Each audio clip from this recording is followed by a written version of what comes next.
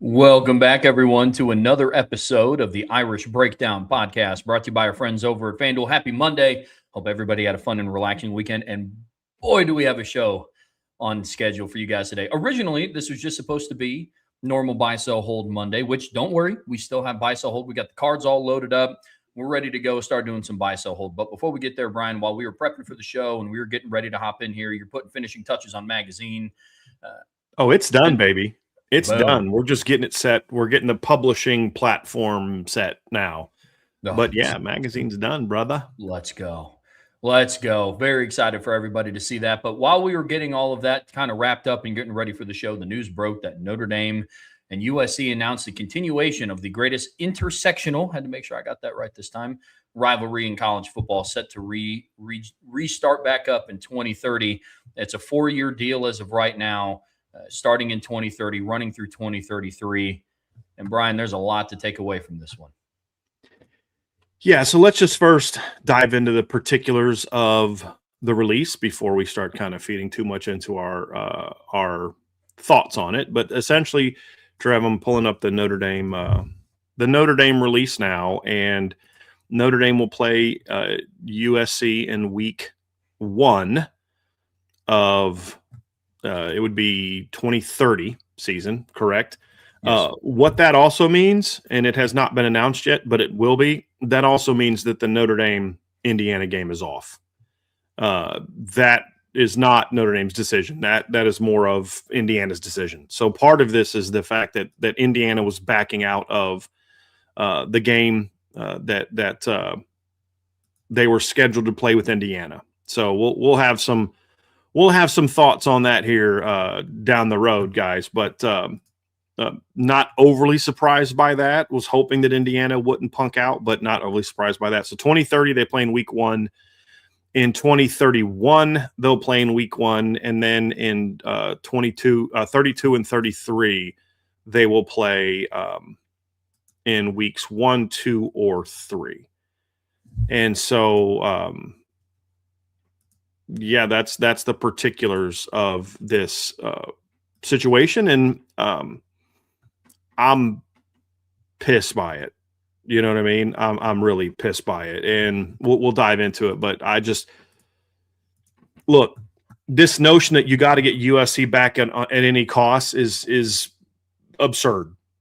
It's absurd. This notion that what you've done now is you've basically said, USC, you dictate the terms of the rivalry, because let's not forget what I've reported to you guys over and over again. Anyone that says Notre Dame got out of the series in this past year is lying to you. And that would be Lincoln Riley, Jen Cohen, and every other USC homer out there. Because Notre Dame was willing to do whatever USC asked. They simply said, hey, we have week 1 games already scheduled. We can't do week 1 for the next 3 years. We can't. It's not possible. We can't pay. I mean, we've already got Texas. We've already got this. We've already got that. We've already got our next 3 years, week 1 set. But they were willing to do in the first 3 weeks. They can't do week 0. And anyone saying, you should just do week 0 doesn't understand the rules of scheduling. You can't just choose to do week 0 whenever you feel like it. The NCAA has to pass that, number 1. And then number 2, USC wanted out. That's why when Notre Dame gave in to every USC demand, USC was like, well, hold on. We just learned about this playoff thing, this automatic bid for Notre Dame, where they get a bye, and we're not comfortable with that. So then they backed out again, and that's when Notre Dame said, okay, cool, let's go and play BYU. But basically what Notre Dame has now done is they've given in to every demand that USC has made. They gave in to every demand to keep the rivalry going until they realized USC didn't actually want to play. And now Pete Bavacqua has basically begged USC to come back. You know, it's like, baby, come back. You know, it's like whatever. Because what he did was he gave it in and here's the best part. If your response is, well, they wanted to play week 0 and we're not doing that, it's the same thing. It's the first game of the year. And USC didn't care about week 0. They only said week 0 because they knew that was something Notre Dame couldn't actually agree to. And they want it out now. The whole point was they wanted the game at the beginning of the season. And y'all can say USC is nothing but a bunch of cowards. I understand all that. but they just punked Notre Dame. Those cowards just punked Notre Dame. And here's why. Let's get into some of the things that we talked about. When you go out and say, hey, well, I think somebody told me that Pete said that Pete Bavacco recently said that, hey, we want to get USC back no matter what. He did not say that. And then USC said, oh, okay, this has already been going on for a while. I've talked to different sources that basically said for the last week and a half, this is going to happen. And I had prayed that they were incorrect, but they turned out to be right. But at the end of the day, what you essentially did is you told USC, you dictate the terms of our relationship. That's it. You dictate the terms. We'll follow you. Like they're Oklahoma to Texas. Texas jumps from conference to conference, and Oklahoma just follows them like a whipped puppy. Ooh, whatever you want to do, Texas. We just want to ride your coattails. That's exactly what Notre Dame is doing with USC right now. So now, when you look at Notre Dame's schedule, and you look at like what they've got coming down the road, so let's just one thing at a time. This is my biggest problem right here. Is you have now told USC they're the boss in this rivalry. They're the boss. We play when you tell us we're going to play. That's the first problem I have with this. I'll get into some other stuff, but then I'm just going to rant for 20 minutes, Trev, and I want this to be more of a in line. Let's lay out the case of why this is bad. This isn't just an emotional thing. Let's lay out the case of why this is a bad idea.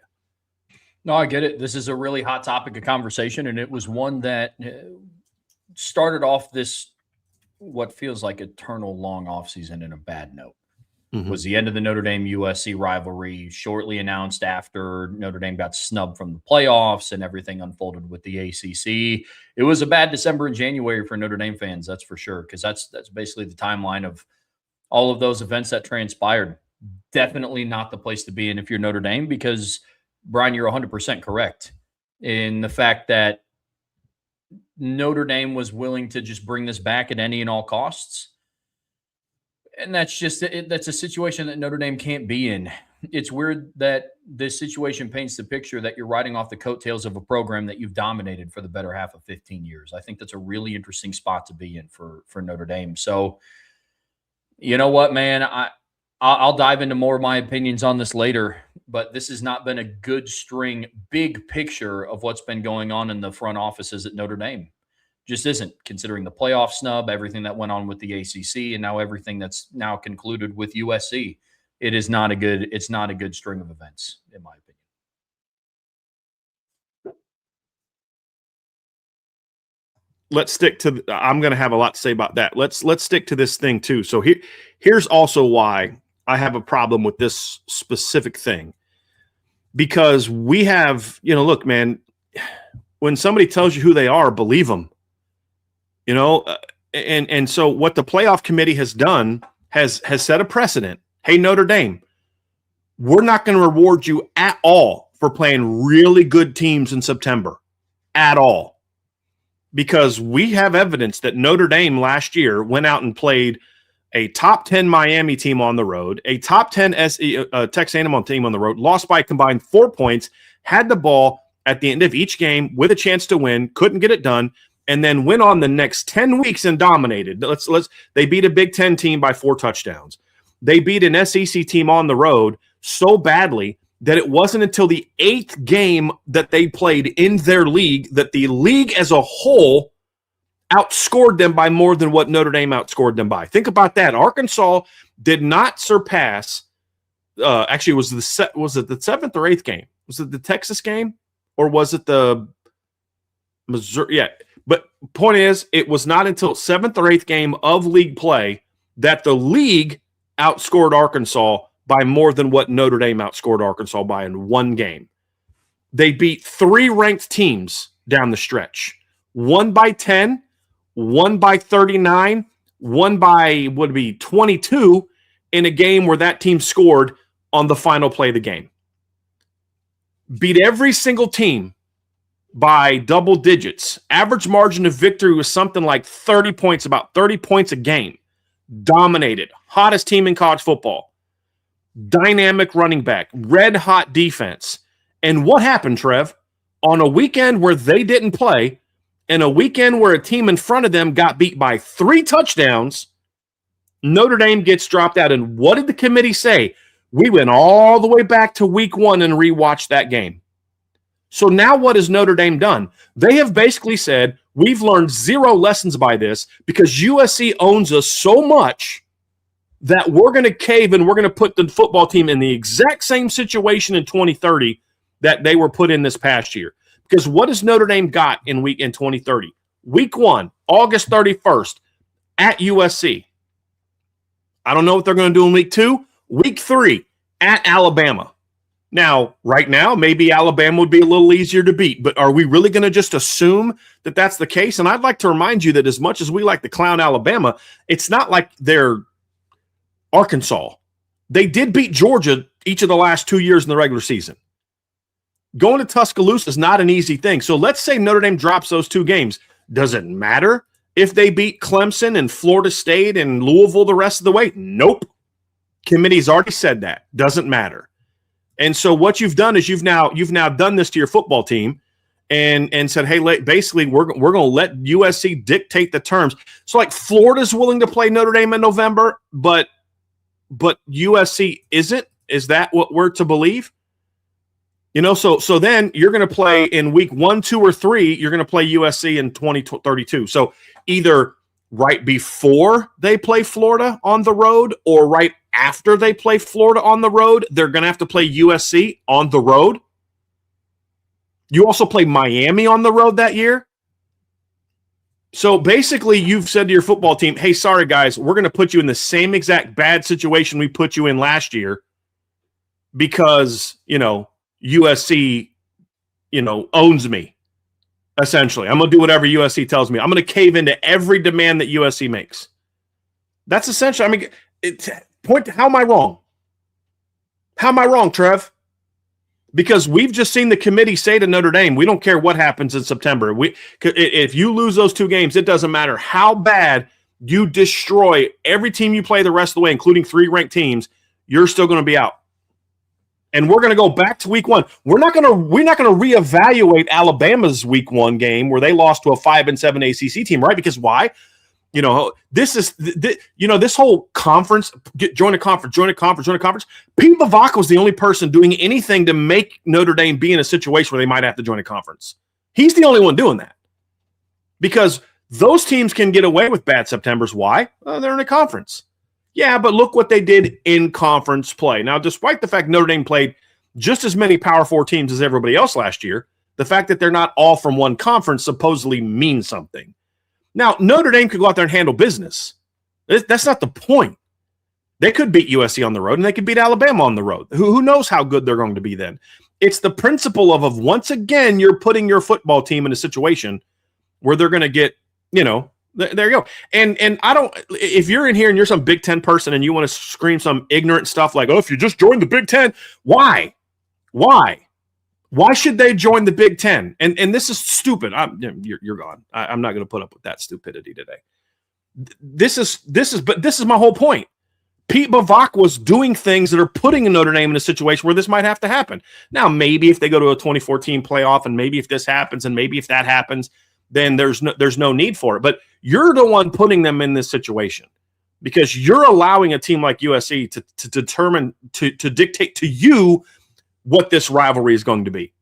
Name me another big rivalry that's in college football right now, a rivalry that's been played for every year for however that's played in September. Name me one where rivalry number 1 versus rivalry number 1. Well, sometimes Michigan, that's not number 1 rivalry. That's number 2 rivalry for both teams. Arguably number 3 rivalry for Michigan. Name me one. Why don't rivals play in September? Why don't rivals play in week 1? It's ridiculous. And so this has played every year since 1925. Oh, yeah, how many times have they played in September? So I don't want to hear about tradition when you're allowing a team that has shown they give 0 you-know-whats about tradition. I know we've been in the Big Ten, the Pac-12 for 100 years, but hey, we're going to go get our money from the Big Ten. And now that we're in the Big Ten, we're not going to tell Notre Dame we're not going to play you. And I got to listen to morons join the show. But if you just join the Big Ten, hey, numbnuts, Notre Dame tried to join the Big Ten twice, and the Big Ten said, no, thank you. Now that Notre Dame's a dominant program and a top 5 value team in college football, now they should join your league? Like it's freaking frustrating. Apologize the numbnuts comment, but I'm annoyed right now because what you've done is you've allowed a team that has shown they have zero concern for history and tradition to dictate to you what this alleged traditional rivalry is supposed to do. And it's ridiculous. And then also USC is like, hey, this gives us time to kind of build our program up because right now we're getting dominated by Notre Dame. So this gives us time to build our program up. Who knows if Freeman will be here in 2030 and we can go, we can get it back. So it's frustrating. USC is a weak program and they just told Notre Dame what's going to happen. And there's no good reason. There's no good. Well, at least they're playing USC. Why is USC playing that? Why is playing USC, who clearly doesn't value playing you, unless it's 100% on their terms? Why should Notre Dame give in to every demand that they have? That's not a healthy relationship. If this was a relationship between a man and a woman, we'd be telling the person getting dominated, hey, you might want to go see a lawyer about getting out of this, or you might want to get a restraining order. This is manipulation. This person is like an emotional control freak over you. This is emotional abuse. This is not a healthy relationship. So, and Trev, this leads to the point you made. In the last year, Pete Bavacqua has faced 3 big situations, and he has gone 0 for 3 in all of them. This situation, the ACC, what they did, and irreparable damage turns into, well, we didn't really mean permanent damage. We just meant permanent damage until they said, my bad. And then his complete 180 on the playoff, where he basically got, the Big Ten told him what to say. And, hey, I know that you went on national TV like 3 months ago and said, there's zero support. There's no reason to go to 2014 playoff. And then the Big Ten says, hey, Pete, you're not saying the right things here. And now all of a sudden Pete Bavacqua was a big champion of the 2014 playoff. When I can find video of January of him saying, no way. We don't support 2014 playoff. So basically we've done a complete 180 for all you that cried about, Jack Swarbrick's got to go. Okay. You got the anti-Jack Swarbrick. Jack Swarbrick basically fought tooth and nail to do what's best for Notre Dame nonstop. And Pete Bavacqua cares more about what's best for college football more than he cares about what's best for Notre Dame. And by the way, this is not good for college football, in my opinion. Making a rivalry. Guys, you got to understand this. This is what's going to happen. Every time Notre Dame beats USC, it's going to be the exact same story in 2018 when they beat Michigan. By the end of the year, what did we have to hear from ESPN nonstop? Well, that's a different team. This is a different Michigan team. Notre Dame had gone on the road or a neutral site game and blown out a top 15 Syracuse team. They went on the road and beat a ranked Big Ten team. They blew out Florida State. They were whipping everybody. And what did we have to hear? Well, that's a different team. Michigan should be in the top 4 over undefeated Notre Dame. Well, I know that they lost to Notre Dame, but that's a different team than it was back in September. Right? That's what we heard until Ohio State corrected that and just destroyed Michigan in the last game. But when Notre Dame loses in week 1, they're so defined by that week 1 game that the playoff committee chair is going to go back to week 1 and admit to people that we went back and rewatched that game. We're going to ignore that Alabama just got destroyed by 3 touchdowns. We're going to ignore that Alabama lost by 2 touchdowns that same weekend to a 5-7 team, but we're going to determine Notre Dame's quality of being a playoff by going all the way back into week 1. Would they have done that if it was reversed? No. That's what's going to happen. Now, when Notre Dame loses to USC, which, guys, it's going to happen. You're not going to go 30 years and beat USC. You may go 9 or 10. Lou Holtz beat him every year for a decade. I mean, I understand that, but USC also beat Notre Dame for almost a decade when Pete Carroll was the coach. All great rivalries are cyclical, but even if Notre Dame goes 6-4, 7-3, that's 3 years that they lost. That they're going to have to all year deal with the fact of, well, this is what you're defined by. And I don't mind that, because if you lose in week 12, it's the same thing. But the point is, they're not going to get credit for the wins like they would in week 12 or like they would in late October. Think that's the point. If you lose, you lose. It's not so much about being worried about the losses. It's about the fact that, A, that loss is going to get held against you in the same way it would be held against you if you lost in the last game of the year, right? But you get no credit for the win. And that's not my opinion. That's a fact because of what we've seen in the past. Well, that's a different game now. That's a different team now. That game doesn't mean as much because this team has done A, B, and C since then. And he's literally failed every big test when it comes to getting any outside. He's doing some great things, raising money and, paying the coaches and making markers. All those things are great. That's fine. That's part of your job. Part of your job, too, is defending Notre Dame from the outside against a bunch of people who have zero interest in doing what's best for Notre Dame. Nobody else besides the AD at Notre Dame is going to do what's best for Notre Dame. And now the AD has basically said publicly, well, we got to do what's best for college football. Okay, I'm fine with that, as long as you're first doing what's best for Notre Dame. And it's not even about what will these teams be in 2030, Trev. It's the principle of, you have now announced to every conference, every committee, and every team out there, if you punk Notre Dame, they'll cave. If you push back hard enough, they'll cave. They'll talk the talk, but they'll cave. I'm not talking about Marcus Freeman in the football program. I'm talking about the leadership at Notre Dame. That's what I'm talking about. Yeah, this entire process has given me a bunch of different mixed emotions. I'll be very candid about that.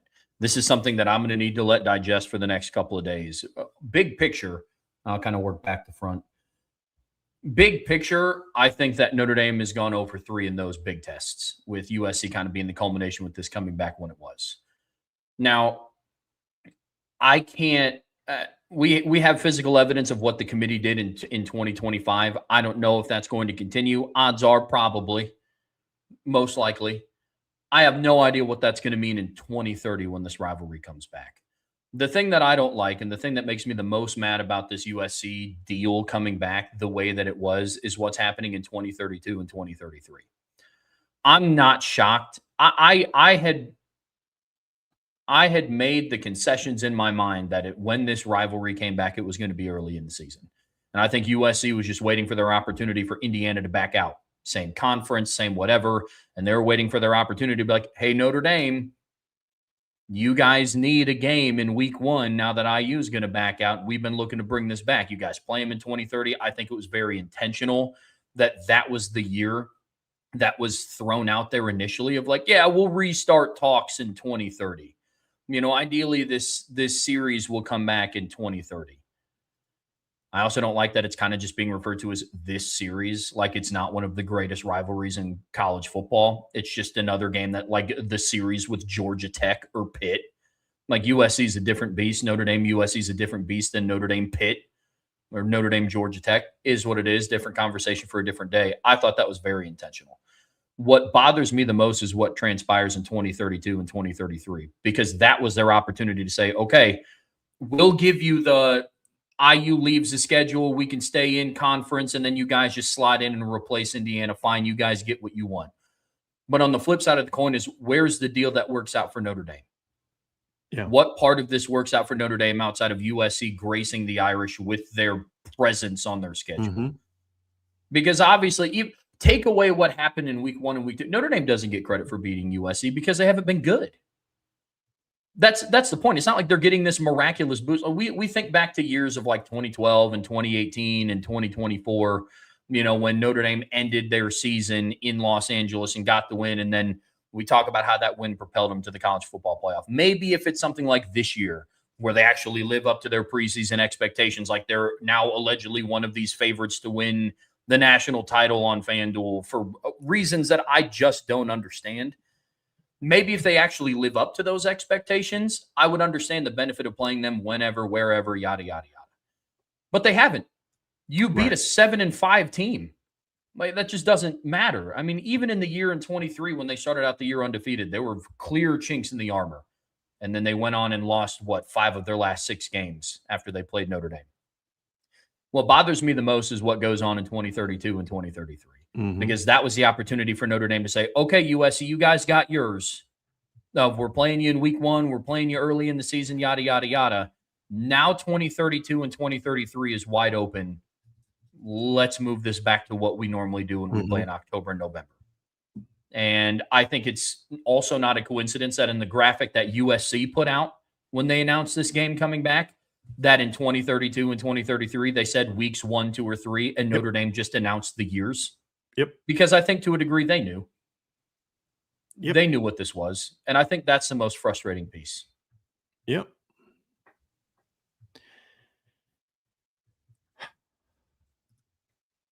It's one of those things, Trev, where I understand the desire to play USC. But it's like with anything. There has to come a point in time where you realize if we give in to this, they own us. Like, what leverage does Notre Dame have now? They didn't, like, to me, the whole thing of, like, you think something's one way, and then when further events happen, you realize maybe that wasn't the way that it was. You say, okay, Notre Dame put their foot down when USC kept changing the goalposts. Okay, they did. And that's why they announced the USC move, which was, at the time, we thought was pretty savage. But here's the deal. What we have come to realize and what we've come to learn is USC wanted out of that rivalry. They were going to do whatever it took to make Notre Dame be the ones to get out of it. So then their moron alums and former players can be like, oh, Notre Dame backed out, having zero knowledge of what actually happened. But now that you've allowed USC to get back on your schedule on the exact terms that USC wanted, tells me you literally have no leverage. You have no leverage. You're not going to fight for your program the way you need to fight for your program. Why do you need to do this in 2026? With all the potential changes, just announced this weekend that the SEC and the Big Ten are now going to support the Protect College Sports Act. A lot of things are going to change here, potentially. Why not wait till that's done?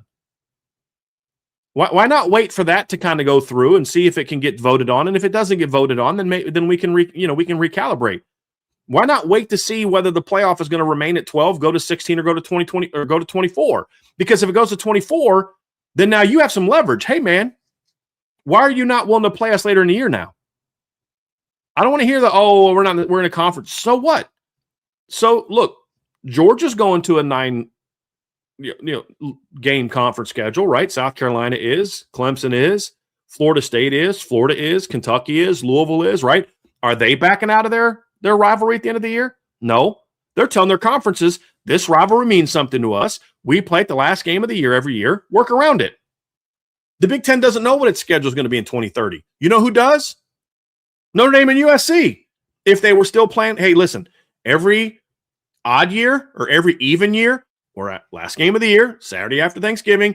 Every even year, it'd be every odd year. It's in South Bend in whatever, third week in October or whatever.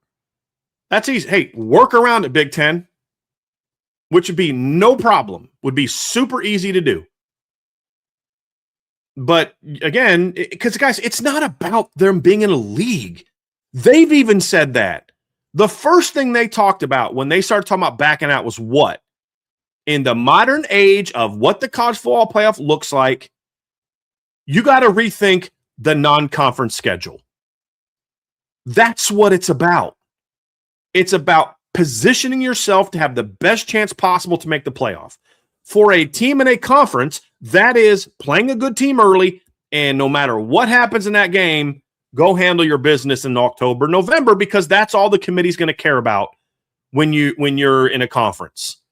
But when you're Notre Dame, they will only care about the losses, and it doesn't matter when you played the losses. And we learned that last year. We learned that from the spin we were getting from ESPN in 2018. So, of course, USC wants the game to be early. It's a win-win for them. There's no downside to playing Notre Dame early in the year, which is why they're okay with that. Because if they lose, Trev, it doesn't affect them at all. Because when you lose matters, folks. You can tell yourself that it doesn't, but it does. Because if you start 10-0 and lose your last 2 games, guess what? You're not going to be in the playoff. If you start 0-2, you at least have a puncher's chance of getting into the playoff at the end. When you lose matters. And so for USC, we could lose by 40 to Notre Dame in week 1, and it won't matter because we're going to go through the Big Ten. And if we're in the Big Ten title game, we're in the playoff no matter what happened to Notre Dame. Notre Dame doesn't have that same protection. Well, they don't get that protection. They're not in the playoff. I understand that, and that's okay. I'm willing to accept that. I'm willing to accept that Notre Dame isn't in the conference. I'm willing to give that up to be an independent program. But within that, you as the AD need to have the understanding of that reality and be willing to hold more firm. Well, what if you can't get another good team? Then don't get another good team. Play some lower level P4 team that wants a payday and destroy everyone. Because if you're 11-1 or 12-0, guys, we watched Notre Dame lose to Northern Illinois and make the playoff at 11-1. And their best win was over what? Army? Louisville? Beating an 8-5 A&M team on the road? They were 11-1 and got in. And look what they did. Went 10-2 against 2 very good teams, lost by combined 4 points, and you got left out. A better team than the team from before got left out. So if they're all going to schedule in a way that favors their program, then you should do the same. And if a team's not willing to at least meet you halfway, hey, we understand you want to play last game in November. How about we schedule the 3rd Saturday of October every year? Give me something. You know, like, hey, you want to play the games in USC, late in the year, but we'll play the games in South Bend in September so you don't have to potentially be here in the cold. I mean, make them meet you halfway in some way. 100%. And Notre Dame did none of that. Yeah, that's my biggest thing is like, if you're negotiating a deal, what's the compromise? I don't like that Notre Dame continually bends his proverbial knee to anybody that just tells them to. That's the big picture piece that I don't like about this entire thing. It's what makes it stink to me. The thing that frustrates me about the leadership up top at Notre Dame is your number one job is to look out for the best interest in Notre Dame.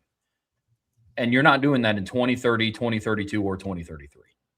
Mm-hmm. Why is it that Notre Dame, and you're asking Marcus Freeman, and look, this isn't coming from the perspective of like, I'm afraid to play anybody. If I'm Notre Dame, I'm not afraid to play anybody. The team should be afraid to play Notre Dame. I am a big believer in that. But how are you looking out for Notre Dame where in 2030 you're asking them to play both USC and Alabama in September? How in 2032 are you looking out for the best interest of Notre Dame with them in 2032 playing both Florida and USC in September? The same thing in 2033. They play Michigan on the road and USC at home in September. I don't know how that's looking out for Notre Dame. And unlike 2025, it's not like the rest of their schedule is going to not be that great. There's games against Miami. There's games against Clemson, obviously, because that 12-year series is picking up, coming down the road. Now, again, I don't know what the outlook of any of these teams is going to be in 7 years. I have no idea. I have no idea what the outlook of these teams is going to look like then. But what I do know is that's not setting up Notre Dame for success. Mm-hmm. And that's something that we've heard. Like everything that I hear from Notre Dame's leadership, this is not about Marcus Freeman. This is not about the football team. But everything that I hear from Notre Dame's leadership is going to have to start coming at face value. I've heard this from in the last 8.5 months. I've heard all this stuff about, the playoff committee is going to hear from us. Well, we would like to hear from you. Sure. And we heard nothing on the matter. It's like, well, the ACC has done a reputable damage. And then they have one afternoon cup of tea in New York, and now they're best friends again. Right. Exactly. Like there's been nothing there's nothing that has been done up to this point for me to believe that it's like, oh, don't worry, we're following through on this and we're not going to do anything that is not in the interest of Notre Dame. I'm all down for playing anyone, anywhere, any place, anytime. But there's a piece of this rivalry that I think needs to be in some way, shape, or form held to the standard of where it's always been played or what it's always been done, at least the last 50 some odd years. Because I know the origins of the rivalry, it was no matter where it was in November. I'm aware of that. December, November, right? Because the season started later. It was the end of the year, yeah. Yep. But the thing that bothers me the most about this is the big picture piece. In that so far you've had 3 opportunities. Notre Dame as a leadership team has had 3 opportunities to tell some facet of college football to pound sand and kick rocks, and they haven't done it. And that's what bothers me. I'm down for play anyone anywhere, but I also don't want your month of September to be 4 straight games of Alabama, Georgia, Texas, USC, and Ohio State. Like, just for that reason. I think that's pointless. So now this is where we're at. I have mixed emotions about the entire thing because I wanted USC back on the schedule, not on these terms. I will. That's the whole point. Yep. It can't be on no matter what. Yep. That's terrible bargaining position. Agreed. Terrible. Agreed. 100%. It's with anything. When you sit down to negotiate any sort of deal, what is the piece that you can argue that Notre Dame is getting out of this? And I just don't know which one that is. Guys, you guys gotta stop. Some of you gotta stop being so manipulated by what you're told when there's zero fact. This whole thing about the 9-game schedule is bullcrap. The Pac-12 played a 9-game schedule and Notre Dame still played USC at the same time. ACC, SEC, both moving to a 9-game schedule. What is the latest report on the rumors, Trev, about Georgia Tech not playing late in the year? Clemson, South Carolina, Florida State, Louisville, Kentucky. Have you heard anything in a peep about any of those teams not playing at the end of the year? Have you heard anything?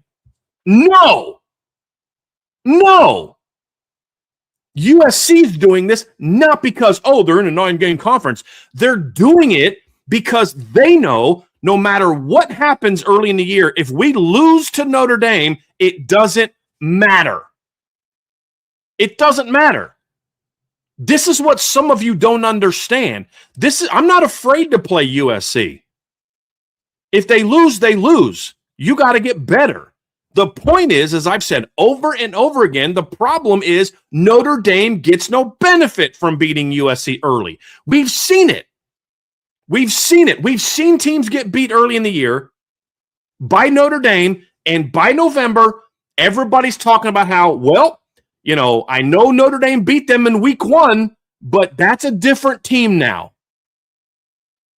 Early losses held against Notre Dame, early wins, they get very little credit for it. That's not my feeling. That's not my emotional reaction. That is what has happened. And so what's in it for Notre Dame? Are you going to beat USC? And? Okay, they do that. They did that. And what credit did Notre Dame get for beating USC last year? None. So you're not going to get credit for beating USC. They're going to find a way to spin it. So you actually have some leverage here because now USC has to do very well in their conference because they don't have that big non-conference win to go by. Miami does not get in last year at 10-2 if you replace Notre Dame with Ball State. They don't. How do I know that? Because I saw what happened the year before when they went 10-2, and instead of playing Notre Dame, because what was their non-conference that year? It was like Ball State, South Florida, and Florida, correct? Same exact non-conference. They had one other. Who was their 24 non-conference here? Miami. Because they had 4. Because at the time they were still in a 8-game schedule. They played Florida A&M, Ball State, and South Florida. They went 10-2, had the number 1 offense in the country, Heisman finalist at quarterback, right? Losses were combined 9 points, blew out Florida State, blew out Florida, right? Who beat Ole Miss, played with Georgia, did all those things, beat a ranked Louisville team on the road. And then you go in 2025, their non-conference was Florida, South Florida, Bethune-Cookman. Sound familiar? They lost to 2 unranked teams in October, November, right? So October, they lose to Louisville at home. In November, they lose to SMU, and they still get in. Why? One reason and one reason only. The committee said they beat Notre Dame. So they have everything to gain for USC, nothing to lose. So the fact is this nonsense about, it's because of the 9 No, it's not. It's not. Notre Dame and USC have played before when USC was in a 9-conference league. So it was only for a couple years, but it happened. And they still played. You didn't hear USC talking about backing out back then, right? I mean, listen, from 2016, actually it would be 2015. When did the conference slate start? So let's see, 2014, 13,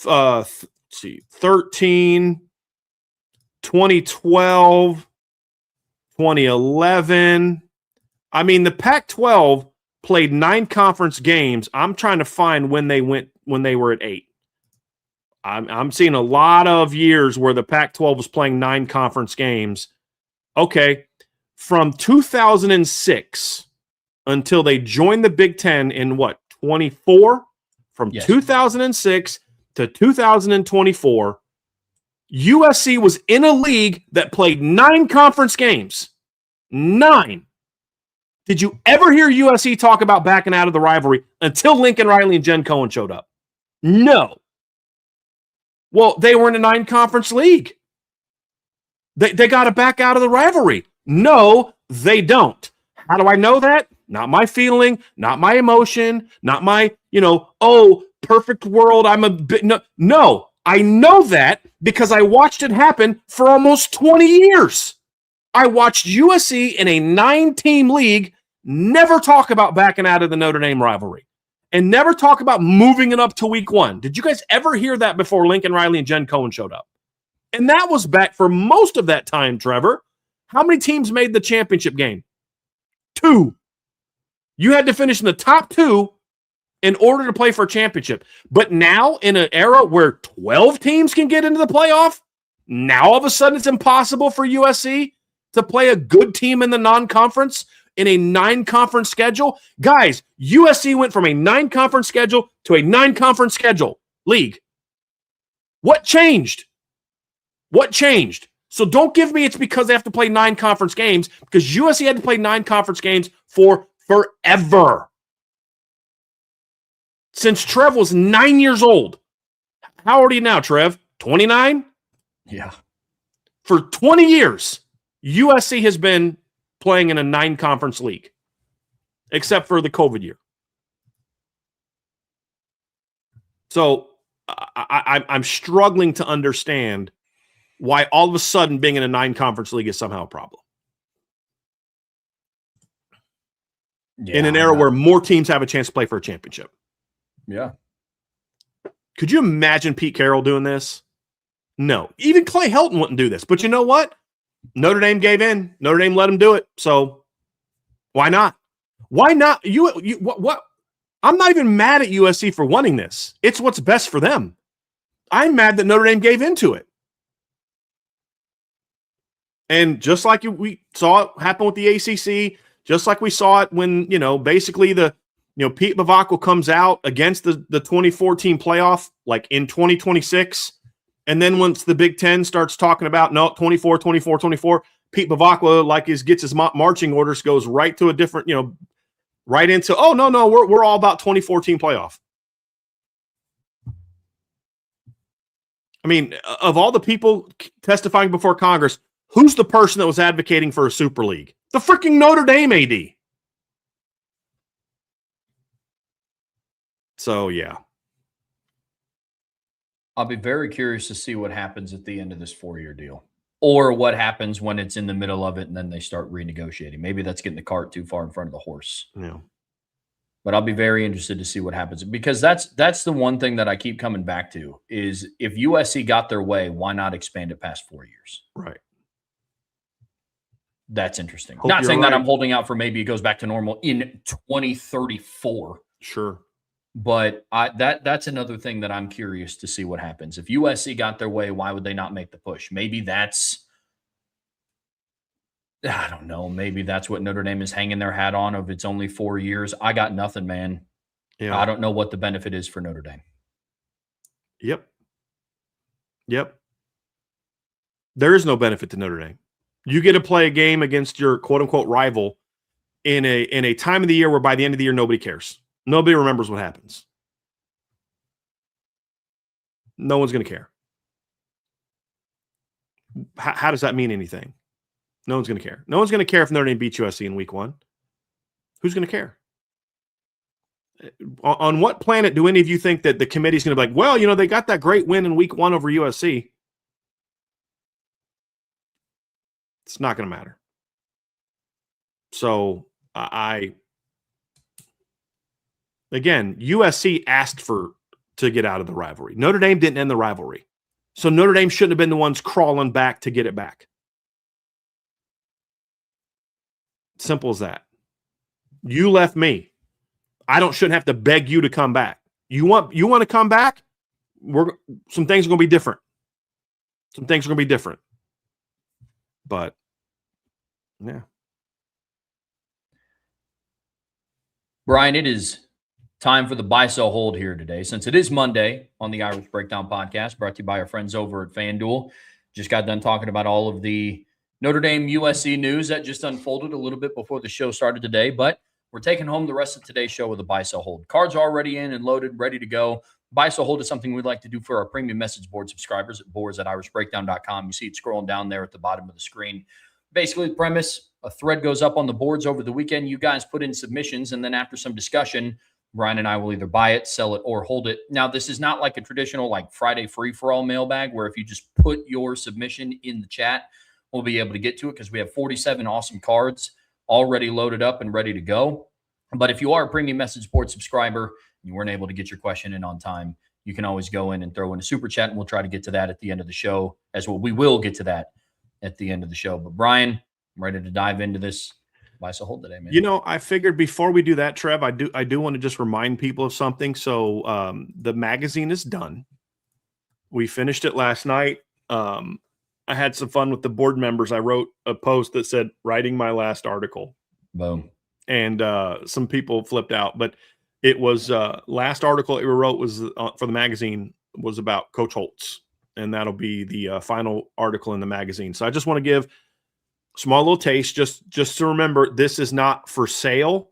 This is attached to an Irish Breakdown membership. So if you're already an Irish Breakdown member, you get it. You're going to get free access to it. If you're not an Irish Breakdown member, you buy a membership, you'll have access to the magazine. So this is something that we're doing, but I just want to give a little taste, Trev, just a little taste. You guys can see this is the cover of the magazine, and that's the table of contents, beginning of the first article. So it is done. We're working on the delivery method right now, and I'm very excited about it. So I'm not going to go into too far because I don't want to start giving stuff away, but we do have it done. The Journey team did a great job of making that cover look even sharper. They did a great job with the graphics.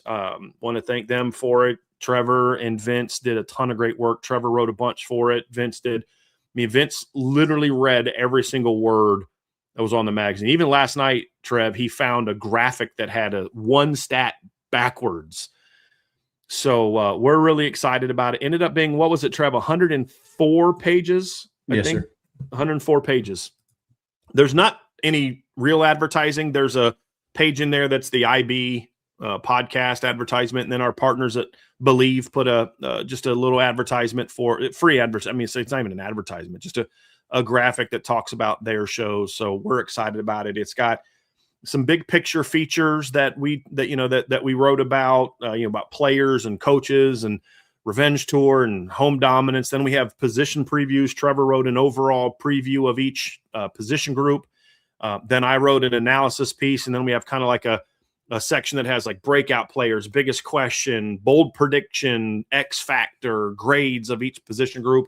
And then also we had a Q&A. I was able to sit down with Mike Denbrock and Chris Ash, and we have 3 pages of just straight Q&A with them, which was awesome. So very, very excited about that. You can go to boards.irishbreakdown.com. It should be out today. I don't want to promise that because we're trying to figure out the delivery method here. It won't be something that you can download because you all know 99% of you would be awesome and not do anything. But there's that 1% of people who suck, who like to take stuff from our site and go put it other places or send it to their friends. I have some guy who refuses to sign up that has my phone number. He's a nice guy. We get along well, but he's always like, hey, I heard you did this. And I'm like, who freaking is telling you this stuff? You know what I mean? So unfortunately, we've got to make it to where it can't, we're trying our best to make it not downloadable in order that, people actually have to get the membership in order to do it. But I'm excited about it, Trev. And it was a sense of relief. It's about 2 weeks later than we wanted to get it out, but we had to start from scratch. The whole layout, all the graphics, all the designs. I learned a lot about graphics, because a lot of it, I laid out and, the guys would give suggestions, and the Angela's team did a great job. Like just little things that they did that just like, ooh, that's such a great thing. And so it was a team effort to get it done. And, I'm excited about it. So you got to join the message board at boards.irishbreakdown.com. It should be out today. The very latest, we'll have it out tomorrow. But and if it does get done today, we'll let you guys know during the show. But if you have access to the membership, the board, you'll see it very clearly. But I'm very excited about it, Trev. I'm like sitting there scrolling through it right now, and yeah, this is going to be awesome. Yeah, it's going to be cool. Very, very cool. So yeah. We're excited about it. And then Matt wraps up with an article, a tribute to Coach Holtz. So I thought that was a perfect way to end the magazine. So absolutely. Absolutely, yeah. Man. I'm excited for everybody to see it. It was a lot of work, but very gratifying work, and it's cool to see it really come alive. I think it turned out a lot better than I thought it was going to turn out. Yeah. Early on, it's tough. We're going through and we're writing, we're putting stuff in a Google Doc, and it's like, it's just weird that this is going to turn into a magazine. It's hard to see the vision until it comes together. And I'm excited for it. Man. Yeah. It turned out a lot better than I thought. So excited about it. So anyway, Trev, before we get started, we did have a couple super chats real quick. Congrats on the magazine, BD. We're all excited. Thank you so much, Wade Garrett. Appreciate you very, very much. And then just real quick from John A1, is Pete B strong enough AD for Notre Dame to maintain its independence post-Freeman era? I'll be completely honest with you, John. That's my biggest concern. You want me to be real about it? Like, the biggest thing that I'm upset about is all this is I'm concerned that Notre Dame doesn't have an AD that's able to kind of get a firm foundation, and when the wind starts blowing really hard in your face, to resist against it like Jack Swarbrick did.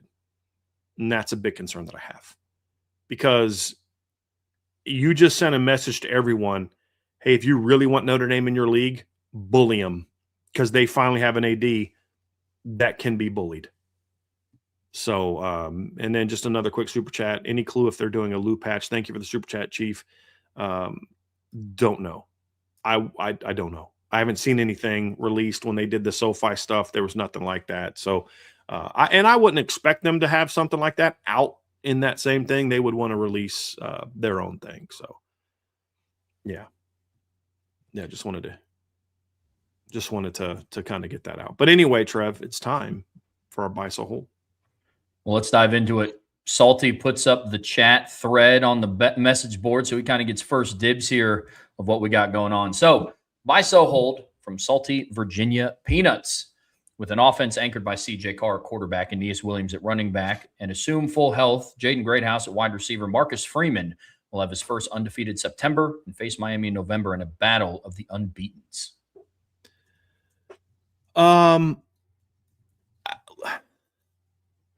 There's a lot in between the September and November 7th that Notre Dame's going to have to handle. But I do believe, I buy that Notre Dame will have its first undefeated September.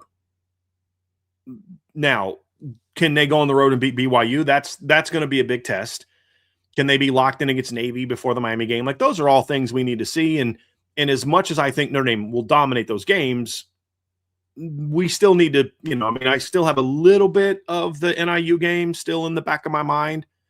And they didn't have that type of loss last year, but that's because they were in a situation where they couldn't afford to overlook a team. They couldn't afford to overlook Purdue or Arkansas or anybody else because they had already started 0-2. And so this is the year, I think, where we kind of get that answer, Trev. We'll have a sense of, okay, are they going to be able to kind of overlook it? And look, I said this, I think it was Vince I was talking with last night. This roster is so much different than it was even just 2 years ago. I think if you took this football team and all the experience they have and all the depth they have and the talent they have. You've got returning coordinators, you've got a returning quarterback. Your quarterback didn't miss all of spring, with an injury from the previous school he played for, and he's throwing to a bunch of guys that he's never played with before. I mean, there's a lot of things that went into that you say, like, if this team played the same way that team did, they probably still win by at least 10 points. That's just the reality of it. So I don't think that'll happen, but that's why I say I'll buy it. I buy that they finish September undefeated. And then the same thing that we say about Notre Dame, Trev, we have to say about Miami. Miami has to prove that they cannot have those bad losses. Like Notre Dame has to prove they don't have those bad losses. This isn't like pointing the finger at them and pretending like it's not true for you. It's true for both of these teams. They both have to prove they can handle business to ensure that we get what we want, what Miami fans want, and what I think the rest of college football wants, that truly values greatness, which is we all want Notre Dame and Miami to be really good going into that game. That just makes for better football, in my opinion. Just like I want Texas and Texas A&M both to be good going into that game. I want, Ohio State and Michigan both to be good going into their game. Like some people actually care about, rivalries being played between two teams that are both good. The Red River shootout is way better when they're both good. Absolutely. So, I think but they both have to prove that they're not going to sleepwalk through a game that they have no business sleepwalking through before we can know that. But I do think both of these teams will do that. I do. Yeah, this is a buy for me as well, Salty. My expectation is that Notre Dame goes undefeated in September, because when you have a game against Wisconsin to kick off the season, our friends over at FanDuel have Notre Dame already projected as 20.5-point favorites. I got to imagine that might be the closest spread we see in their first 4 games. Mm-hmm. Got to imagine. If they can get through BYU, then yeah, I absolutely believe that it could be a battle of the unbeatens, as long as Miami holds up their end of the bargain as well. Still a little bit of PTSD from what's happened the last couple of seasons, but look, man, all signs are pointing in this being a crazy matchup on November 7th. I hope it is. I Me really too, do. man. Me too. From Jalen G. After on-off-the-record conversations with Freeman, a media member who departs to cover a different program has valuable info to share. Sell, because we didn't get the off-the-record part this year. So I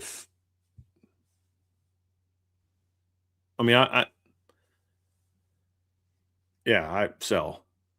If anybody shares something like that, it's stuff that they've gathered outside of the conversation with Freeman. Sure.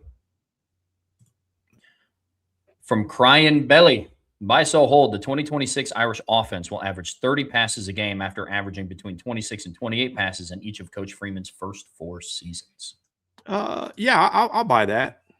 I'll buy that. I mean, look, obviously that's a big jump from recent years, Trev. Obviously Notre Dame, CJ Carr only averaged 24 last year. As a team, they averaged 26.9. 2024, they actually averaged more with Riley Leonard than they did with CJ Carr, because CJ was, there's a lot more big plays, a little less meticulous. They're 27 and 23 and 26 in 2022. So last time they were at 30 was in 2021. They averaged 34.5. I think this team is going to be right in between those two, because when you're efficient, you're going to throw less. I mean, if you go 18 of 21, remember the game Malik Zaire had against Texas in 2015. I mean, he threw for over 300 yards, but only had like 21 or 22 attempts, because when you go 18 of 22 and you're hitting big plays down the field, you're not going to throw the ball as much. Right. The reason that I think they're going to be at 20 is slight need to throw more. The fact that you're going to have young quarterbacks in the game that, at least in September, you're going to want to get opportunities to throw the ball. I think Notre Dame is going to be more prone to throwing a few times late in games in this scenario than you were necessarily last year with Kenny. And even with Kenny, I mean, look, Arkansas game, Kenny comes in chucking it down the field. And I also think the need to, kind of wear teams out, that the lesson learned from last year is there too. But I really think whoever your backup quarterback is needs to be able to throw a flipping football in a game before he's thrust into the starting lineup because of an injury to your starter.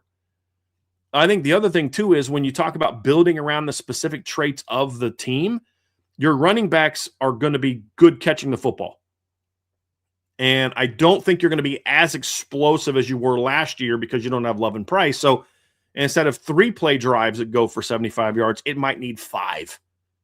And, one of those is an extra pass. So I think that's why we're going to see them be about 30 this year. So I'll buy that. I'm buying this as well. At the very least, I'm confident in saying I think it'll be more than last year because you got to factor in last year. CJ ended the Purdue game with 12 pass attempts. He ended Navy with 16, and he ended Syracuse with 9. I don't see him ending any game in 2026 with 9 pass attempts. Could be wrong. And it's not like he ended the game with 9 pass attempts because he got hurt or he just didn't have it that day. It's just they were up 21-0 before he took the field. So, But I'm with you. I'm buying that as well. Then, with so many of the sophomore and junior wide receivers lacking, quote, the eye of the tiger, Bubba Frazier will emerge as one of the team's top 3 receivers. In the future, guys, please don't use things that I have in intel pieces as questions. So I think that number one, I'm selling this whole thing because number one, you're missing the point of what I said in my intel piece. Number two, this is not uncommon for wide receivers. People are taking a small part of an otherwise really exciting intel piece and focusing on the negative piece and turning it into something that it is not. And so, I sell. And again, I'll ask you guys, we do this as a privilege to members, but it's something we put out publicly. So when I put an intel piece out that's only on the board, it's not meant to then be shared in the chat or shared in a question. So I would appreciate not doing that. I don't think you meant anything by it, but just in the future, it can be confusing because the questions are being submitted on the board. I understand that. That's why I'm not mad about it. Just a question, but or just a request to not do that. But yeah, I sell that. That's a mischaracterization of what I wrote. And if Bubba Frazier emerges as one of the team's top receivers, it's because he's that good. Yeah, I'm with you. It'll be because it's earned. And buy, sell, hold, Noah Grubbs will be the backup quarterback for at least the second half of the season. I'm holding on that. I don't want to get into speculating on who the backup quarterback is going to be. I've seen Teddy Gerard throw 0 passes in a Notre Dame uniform right now. It's really unfair to ask that. And you think about Trev, think about the growth that Noah Grubbs made from practice 1, where he was swimming, to the Jersey scrimmage, which was practice 12. Yeah. Tons of growth. Well, Teddy's going to get twice that in August. And then Noah's going to get more of that. And so it's a little too early for me to kind of speculate on that. I'll just say this. I won't be surprised if that happens. I was impressed with what I saw from Noah Grubbs in the spring. And he's a worker. He's a great worker. He's got a great mind for the game. And, he showed he's got guts. And he showed us in the spring too, Trev, that if he makes a mistake, okay, I'm going to come back firing. I'm not, you know what I mean? If I make a mistake, I'm not going to then allow that to steamroll and snowball, I should say, into another mistake or an unwillingness to take chances. So I like that about Noah, but I want to see Teddy as well. I haven't seen Teddy yet. What growth does Blake Hebert show this spring? Or this in fall camp? So I'm not ready to speculate on that. I will simply I'll say if you're saying, hey, you can't hold, I'll say I buy the possibility. I buy this as a possibility. I think Noah has a legit shot to win the number 2 job. I think Blake does as well. I think Teddy does as well. I will say this, second half of the year, I won't be shocked if a freshman is the number 2 quarterback. And I think Noah's got an absolute chance to do that as well. Same page. I'm with you. From Irish English, buy, sell, hold, for the first time since 2019, Notre Dame will have 6 or more players record 20 or more carries. I'll sell that. That's a lot. And 2019, it was partly due to injuries. If that did that happen in 2019, I would assume so. That was, you had one top back and you had a quarterback that ran a bunch. Look, there's 3 for sure. CJ, the starter and the number 2. But I can't see all five running backs getting 20 carries or more, and CJ Carr. That's going to be a little bit tough. So I'll sell that. But I will say this, Irish English, I do think this is the first year where that's not an absurd thing to say. Sure. Like I could see it, but I'm not going to predict it. I think injuries would have to happen for that to be the case. Because what was it in 2024? It would have been 5, right? Because it was Riley, Jadarian, Jeremiah. Did Aeneas get to 20 carries? I know Kedron did. And didn't Aeneas also get to? I'm looking now. Yeah, he did. Aeneas he had 34 5 carries. And yeah, Devin Ford had 13. So I mean, it's not crazy to think about that, but I don't think that. Well, especially since you have a running backs coach who's not as prone to using a deep depth chart like the previous running backs coach did. I'm not saying that's good. I'm not saying it's bad. I'm just saying it's different, and I think that limits it a little bit as well. Yeah. I will say I won't be upset if this is true. I'd love to see all those kids get an opportunity to play at some point in time. Absolutely. My bold prediction is if it does happen, I think you could see it happen before they get to the Miami game on November 7th. Mm-hmm. Just because you have games against Wisconsin, Rice, Michigan State, Purdue, Stanford, North Carolina. Like there is a world where the 2 freshman backs get 4 carries a game in those games. I can see that happening. I'm with you. Yep. From D. Troll Hunter, buy, sell, hold. Notre Dame has the highest stakes of any playoff contender if their quarterback misses any time. Notre Dame is the highest stakes. Trev, can you help explain this one to me? Yeah, the way that I took it is like Notre Dame has like the toughest road if CJ Carr misses any time compared to like if Julian Sayin goes down or if Dante Moore goes down. That's how I took it. No, I'll sell that.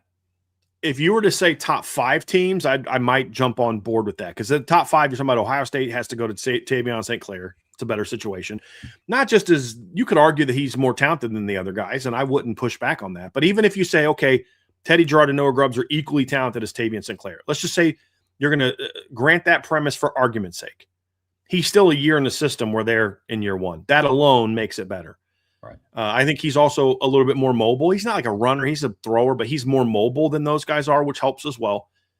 So Texas, I think Texas is in a similar situation. No, they don't have a proven guy there, but they do have guys. KJ Lacey's in year 2. He's got 2 years in the system. That's a slightly better situation right now.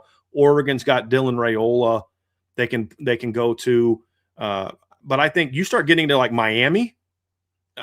Luke Nichols been in the system, but I don't think he's like a great quarterback. You start getting into teams like Indiana. If they lose their starter, you start getting into teams like Georgia. If they lose their starter, those guys are slightly more experienced, but I don't know if like the difference though is I don't know that Georgia has a supporting cast that can carry an unproven quarterback the way that Notre Dame's supporting cast can carry. So if you were to say top 5 teams, I would buy it. But when you start getting into playoff contenders, that's a lot more teams that don't have Notre Dame's roster or anything close to it. And that's why I don't think they can carry a team the way that Notre Dame could carry one of the freshmen if in week 9 he has to step into the starting lineup. So that's why I'll sell it. Yep. It's a sell for me as well. Anytime could be, I mean, if he twists an ankle against Rice and they don't want him to play the rest of the game. I mean, that's how I'm taking that as well. I agree with everything that you said. How about this one? I feel like we're both kind of in the same boat here. The night before the start of the college football season is harder to go to bed than it was as a child at Christmas. I'm actually going to sell that, Trev. And here's why. Because I spent 4 years playing college football and then 7 years coaching college football, the pregame stress and thought is just not the same for me now. Because it's like, yeah, this is fun and exciting and somewhat nerve-wracking because our professional, livelihood is determined by how well Notre Dame does or doesn't do. And but it's different because it's just there's nothing I can do about it. So there's excitement about it, but it's not the same keep me up at night. If anything, I sleep better because the faster I fall asleep, the faster I'm going to wake up the next morning to watch football. You know what I mean? Because it's stress that keeps me up at night. Excitement doesn't necessarily keep me up at night. Stress does. Like, oh man, what's, I got to do tomorrow, or I, got this call at 8:00 and I want to sleep through it, and it's stuff like that, Trev, that keeps me up at night. Excitement makes me want to go to bed. So, and fall asleep. So that's why I'll sell it. But I can certainly see why that might be the case. Certainly can see. No, I think that's a very fair rationale. Very fair. This is a definite buy for me. And you're also asking me this question at a great time because this offseason has felt like an eternity long because Notre Dame season ended a month and a half sooner than what I thought it was going to. It's been a very, very long offseason. So this is an absolute buy. Definite buy for me. Some more from D-Troll Hunter. This year, the coaching firing cycle will not start as early despite the winter portal cycle only. I'm going to sell because it only takes one. Once one team does it, the dominoes fall and yeah. So I'm going to sell that. I think there's a lot of reasons why you could say we won't see it as early as in the past, but there's just enough coaches on the hot seat that if they start as bad as some of the coaches did last year, they go. Because what was the first one? Wasn't it Franklin in week like 6 or 7? Yeah. I think he was the first one, and then obviously Napier later. And who was the first one? It might have been Sam Pittman at Arkansas. Oh, that's right, because he was fired after the Notre Dame game. Yeah. That was week 5. Right, because that was game 4 for Notre Dame, but they had a bye between Miami and A&M, so it'd be week 5, right? Yeah, but then what happened after that? Then Franklin, then Napier, then that's just kind of once one goes. So it takes one bad AD to get that ball rolling. I hope not. I don't think that's good for young men. I've said this before. I think the only reason you fire a coach in season is if he's a problem. Like, you know what I mean? Like he's being abusive to players or breaking rules. He's having, like Sherrone Moore, if Michigan was not a corrupt program, that his actions were fireable the moment you found out about him. That's just something you don't do. And unless it's something like that, I don't think. What's the point of firing a coach? Well, we got to go hire his replacement. Why? Is that guy going to leave 2 weeks later? No. You're going to fire a coach. You can have an honest conversation with him and his agent. Let him know, hey, this is what's going to happen. We'd like for you to coach the team and look out for the players and do right by the players. And if you're not willing to do that, then we can make a decision to let you go and go that route if you're not willing to do that. I think most coaches would try to do right by the players. I hope. Maybe it's naive of me to think that. There'd be some that would be like, screw you, because they don't care about the players anyway. But I think most would still do that.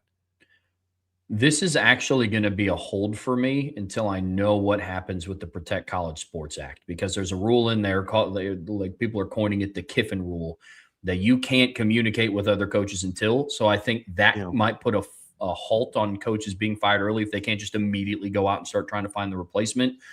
Would not shock me in the slightest if I was wrong and people still get fired anyways. Because to Brian's point, all it takes is one guy, and then the rest of the dominoes continue to fall where they may. Buy, sell, hold. Alabama is one of your high ceiling, high floor teams this year. Buy. Yeah. We've talked about that, Trev. If Bama makes some changes, they actually start playing with some level of balance on offense, their coaching all of a sudden gets good on defense. There's a lot of talent on that defense. I don't think they use that talent well, but there's a lot of talent on that defense. There's a lot of talent on that offensive football team, whether it's Austin Mack or Keelan Russell. Those are two talented quarterbacks. So if it clicks from a coaching and a character of your football team standpoint, Bama could be really good this year. But we also don't like the culture of the program, and we could see this team even being worse than last year because their schedule's not easy. They don't have a veteran quarterback. Not that Ty Simpson had played a whole lot, but he was a senior. He'd been in the system for, in college for a while. and you had enough talent, in my opinion, that you could kind of overcome some things. Jeremy Bernard bailed them out a lot last year on offense. Absolutely. And maybe that doesn't happen as much this year. So that's where I could kind of see Bama being a legit SEC title contender or out of the playoffs by late October. Yeah. Yeah, this is a buy for me as well. The range that they enter this season in is fascinating. They could be a team contending to make the college football playoff quarterfinals. They also might not make the dance. I'm not sure. Is Kane Womack going to be able to put together a disciplined defense with the talent that they have? I don't know. Is Kalen DeBoer going to put the emphasis on running the ball this year that he didn't last year? I'm not sure. They have the pieces to do it, but I'll be very curious to find out the answer to that question. Yep. How about this one, Brian? The Big 12 still does not have a legitimate title contender. Bye. I think they have a team. I do think if Texas Tech gets good quarterback play, Will Hammond or whoever, and I could see them being a team that could win a game in the playoff, especially if they don't get a bye. Because if Notre Dame is as good as we think they're going to be this year, I don't think the Big 12 gets a bye unless they're undefeated. If Texas Tech goes undefeated and they're 13-0, then they have a shot to get a bye. But if they're 12-1 like they were last year, Notre Dame is what they should be. They won't get a bye. And in that scenario where they're the 5 or the 6 seed, I think they can win an 11-12 game and get to the second round and maybe even pull off an upset if they get the right matchup in the quarters. But their ceiling right now, in my opinion, is the semifinals. And that's, in BYU, ceiling is, to me, is the quarters. That's their ceiling as a program. Arizona State's ceiling as a program is the quarters. So I don't see any team in the Big 12 because look, even with the loss of Brennan Sorsby, that's still the premier roster in the Big 12. Yep, and it's not overly close. So, and their ceiling is the semis, and that's assuming they get good quarterback play, which is not a given right now. Yep. I'd feel better about it if Will Hammond hadn't torn his ACL last year. Because with his athleticism and the running backs you're going to have, they're going to be loaded at running back this year. Yeah, talented receivers. Like, dude, all Baron Morton had on him last year was experience. That's it. Like, I think if they would have if he was healthy and they had not gone the Brennan Sorsby route and he was your offseason quarterback, I'd feel a lot better about Texas Tech doing exactly what they did last year, dominating the Big 12, because the rest of their roster, Trev, is going to be nasty. Their offensive skill talent is very underrated. Very underrated. Their running back room is very underrated. Just the 2 kids from last year coming back, and then you throw in Quentin Joyner into that conversation. Love what they did in the portal. They got your guy Kenny Johnson, who's a good football player. Like they're going to be the talent around the quarterback this year is going to be even better than it was a year ago, in my opinion. And the defense is still going to be really good. Maybe it's not as good as last year, but it's still going to be really good. Austin Romaine's not Jacob Rodriguez. He's still really good. Yeah. No, they don't have David Bailey, the number 3 overall pick, but the kids they got out of the portal are still really good football players. So I think Texas Tech has a chance to dominate the Big 12 again, and I think they can win a game or 2 in the playoff, but that's as far as it goes. I'll be very curious to see what takes the day for Texas Tech. The step forward that they made in the receiving core and at their skill talent, or the minor step back that they took in the trenches. When I mean a minor step back, we're talking about a defensive line that had the number 3 overall pick in the NFL draft. So I don't say step back is like a shot. It's just, I don't know if they have a David Bailey this year. They might, because going into last season, I wasn't sold that they were going to have a David Bailey that year. Yeah. And they showed out. So be curious to see what takes the day for them. But this is David Bailey was a really good pass rusher at Stanford, but I did not see that coming. No. You know what I mean? Like, I didn't see him as a number 3 overall draft pick. Like, I'm not shocked that Romello Height and David Bailey were a really good DN combo in the Big 12. Not shocked at all. I am shocked that they were an elite national duo the way that they were. Absolutely. And I think that the group they have now is what I thought David Bailey and Romello Height were going to be last year. Yeah. Which is pretty good and still the best in the Big 12. Yeah. From Ramcray75, buy, sell, hold. Kurt Cignetti is absolutely correct about who the crybabies are. Well, only because they're winning. Let's be real about something. If the Big Ten was getting smacked the way the SEC was, all the Big Ten coaches would be crying. And last I checked, he didn't point out Lincoln Riley as being a crybaby. I don't believe so. And I also am not gonna. I'm not gonna throw too much praise as a coach whose program is basically saying we're going to play no one in the non-conference schedule. So I'm not ready to give Kurt Cignetti a whole lot of praise today. I'm with you. Yeah. From Pat Tillman deserves a day. Buy, sell, hold. Big 12 teams will view the monster deal as a milestone in the same way the ACC views their media deal, limited by the number of companies willing to be seen with Monster Energy, such as a regional restaurant or a Buc-ee's type of company. I don't know that that's going to be. I don't know that if a regional restaurant who loves their football programs or loves the Big 12 and wants to support their league is going to be afraid of being associated with Monster Energy. I don't see that being an issue. I mean, you go to a minor league baseball game. I don't know. Do they do this in the major leagues now, Trev? But like you go to a minor league baseball game, and there's all types of advertising back on the back wall. Oh, yeah. And they have nothing to do with each other. And there's some you're like, I don't know that I'd want to be, but I don't think that matters a whole lot. Even in this era of guilt by association, I don't think we would see something like that.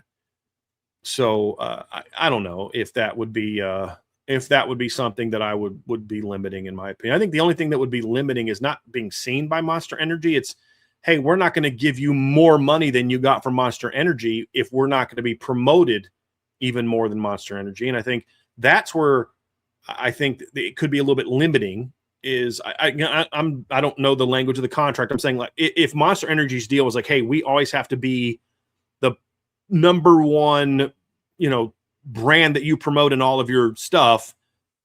I'm okay, fine. If their contract says they're the brand that gets the premium spots, then we're not paying you the same amount of money they paid. We're paying you less. So I think that was more of what I think would be a little bit limiting in that regard, but I don't think it has anything to do with like not wanting to be associated with Monster Energy. Yeah, I would have to see what else the deal says that the Big 12 made with Monster Energy, because it is different than what the deal that Notre Dame made with SoFi. Right. Because Big 12 teams can still go out and sign their own individual deals as teams. So I don't know if it's like now the premier drinks sold in Big 12 stadiums is like Monster Energy drinks, because that would kind of suck if somebody wanted like a Coke or a Pepsi or something like that. But I don't know the language of the deal, but I'm with you entirely. It's also a different light looking at it through the Notre Dame lens. I mean, Notre Dame is one of the biggest, if not the biggest brand in college sports, whereas the Big 12 is not. It's not conjecture. Like, it's a fact. So I think that plays a part in it as well. Yeah, agree. Some more from Pat Tillman. Buy, sell, hold. Notre Dame will play Stanford at SoFi Stadium in 2027 or 2029.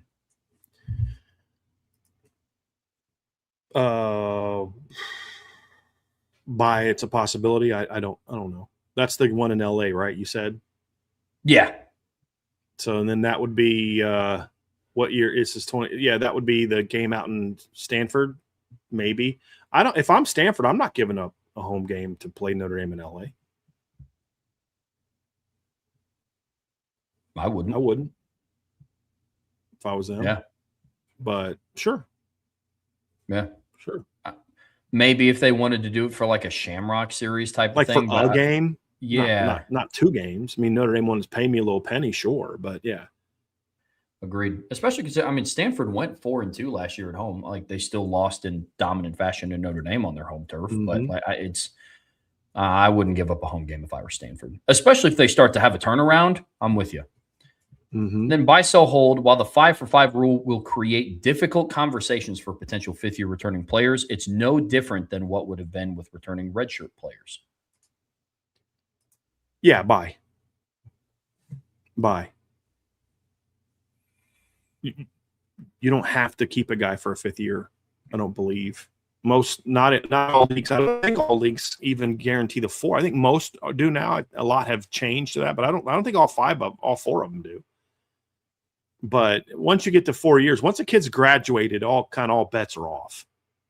And most athletes don't graduate in 5. Like I read something a couple years ago that the average student is now in college for 4.5 to 5 years. But a lot of that is because you can't take an 18-hour semester because I'm working a job to pay for school. So I got to be at 12 hours, because you basically pay for the number of credit hours. At least that's how it was always when I was in college and coaching in college.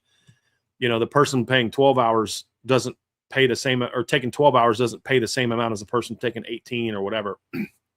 And so some kids will take semesters off for whatever reason. So there's a lot of reasons why some kids change majors midstream, and they kind of they lose a lot of classes, so they lose a semester or two. I mean, there's a lot of reasons why it takes more than 4 years to graduate. That doesn't happen as much with athletes because they're taking summer school. They're doing all these type of things. So you're usually seeing them graduate 3.5, 4 for sure, especially a place like Notre Dame. But once they graduate, if they're not going to play, they're going to go somewhere and play right away. Because even if the rule hasn't changed, because like again, I haven't spoke a lot about the Protect College Sports Act and how excited I am that they're all looks like it's gonna go through now, because I don't know what revisions were made. And Trev and I talked about this at the time, like how much is going to get changed during all of this. But just for argument's sake here, let's say that the transfer portal rule thing goes through the way that they suggested. You get one free transfer, and then graduates can transfer whenever. You graduate, you can transfer. Then guys are going to be leaving at that point in time anyway. So it doesn't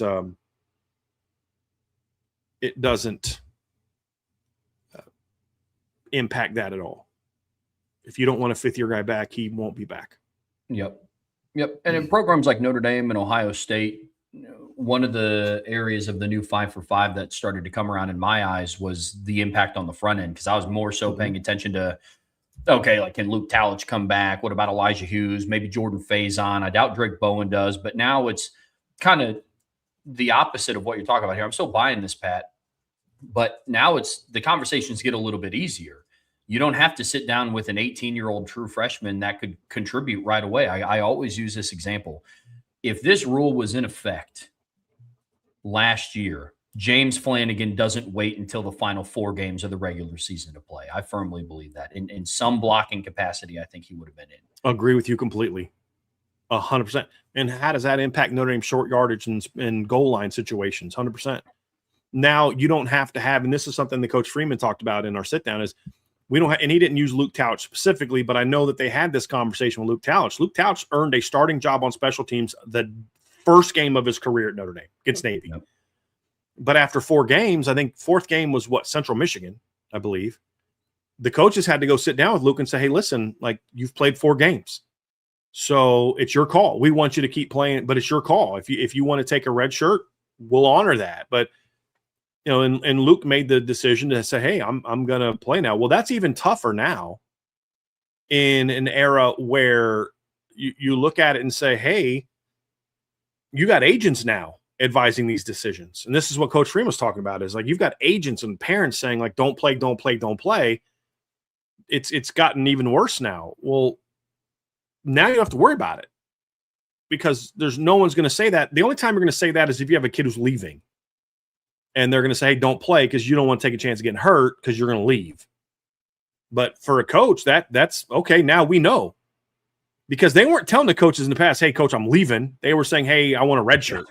Yeah. And then they'd leave. Now it's like, if you don't want to play now, well, why do you not want to play? There's only one reason only, because I'm leaving and I don't want to take a chance of getting hurt. Well, now you know. All right, cool. Be gone. Yep. Which, again, in turn makes those difficult conversations significantly less difficult. I'm with you completely. Yeah. Another one from Pat Tillman deserves a day. Buy, so hold. You have no issue with Notre Dame processing out players once they graduate. Buy. Yeah. Processing out from the standpoint of like, I would not force a kid to leave, but like, listen, there's ways to make that happen. You want to come back and be with the team, that's fine, but we can only pay you $25,000 and you're not going to play. Or, we're not giving you the pay raise you think you're going to get. And by the way, you're going to have to battle for a starting job. I know I'm quite confident that that was a conversation that was had with the starter last year who ended up going to the NFL. You're not guaranteed to start next year. And no, we're not going to meet the financial demands that other teams are offering you. That's a way of doing it as well. This is a buy for me as well, to your point. And you can always insert the caveat of like, as long as it's done in the correct way and as long as you do right by the players. But one thing that Marcus Freeman and Mike Martin have to continue doing is making sure that they continue to do right by the program. And sometimes that includes telling people, hey, might want to gather up your transfer scripts. So I get that completely. Mm-hmm. We got the buy, sell, hold going on here in the Irish Breakdown podcast, brought to you by our friends over at FanDuel. Some really awesome submissions today, not to the surprise of the two gentlemen on this side of the screen, getting us kicked off here. In the next part, we have Law Dog.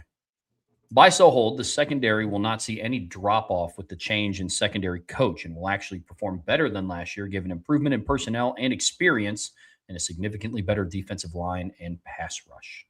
I'll buy that. I mean, look, Miami in 2001 was not coached by Butch Davis. They were coached by Larry Coker, who we all know was a bad football coach. But it took some time before what Butch Davis had built kind of crumbled. That assumes he's a bad coach. I don't think Aaron Henry's a bad coach. You know what I mean? Like, Aaron Henry coached an elite secondary, built an elite secondary at Illinois, coached it. So I think he's a good football coach. My point is, even if he's not, the secondary is still going to be very good this year just because of the talent. And so it would be 2-3 years down the road before we'd see some of those issues, start to rear their ugly head. And to your other point, Law Dog, because of everything else being so good. If the D-line is as good as we think it's going to be, well, yeah, that guy was going to get beat, but the quarterback never saw him. So-and-so got beat on that slot fade, but the quarterback didn't have time to get there because, Bryce Young was in his face or Boubacar was in his face or Tion Gray was in his face or Jason Onye was in his face or whatever, you know what I mean? And so that's why I think they would still get their numbers. Now, if they played a team that could shut down their pass rush, then you might get in a little bit more trouble. But, I don't see a drop-off, even if we had granted the premise that Aaron Henry's not as good as Mike Mickens, and we don't know if he is or isn't. He did a pretty darn good job at Illinois building up the secondary. Let's see what he can do at Notre Dame. And I'm cautiously optimistic that it'll keep rolling. But even if it's not, I don't think you see that impact in year one.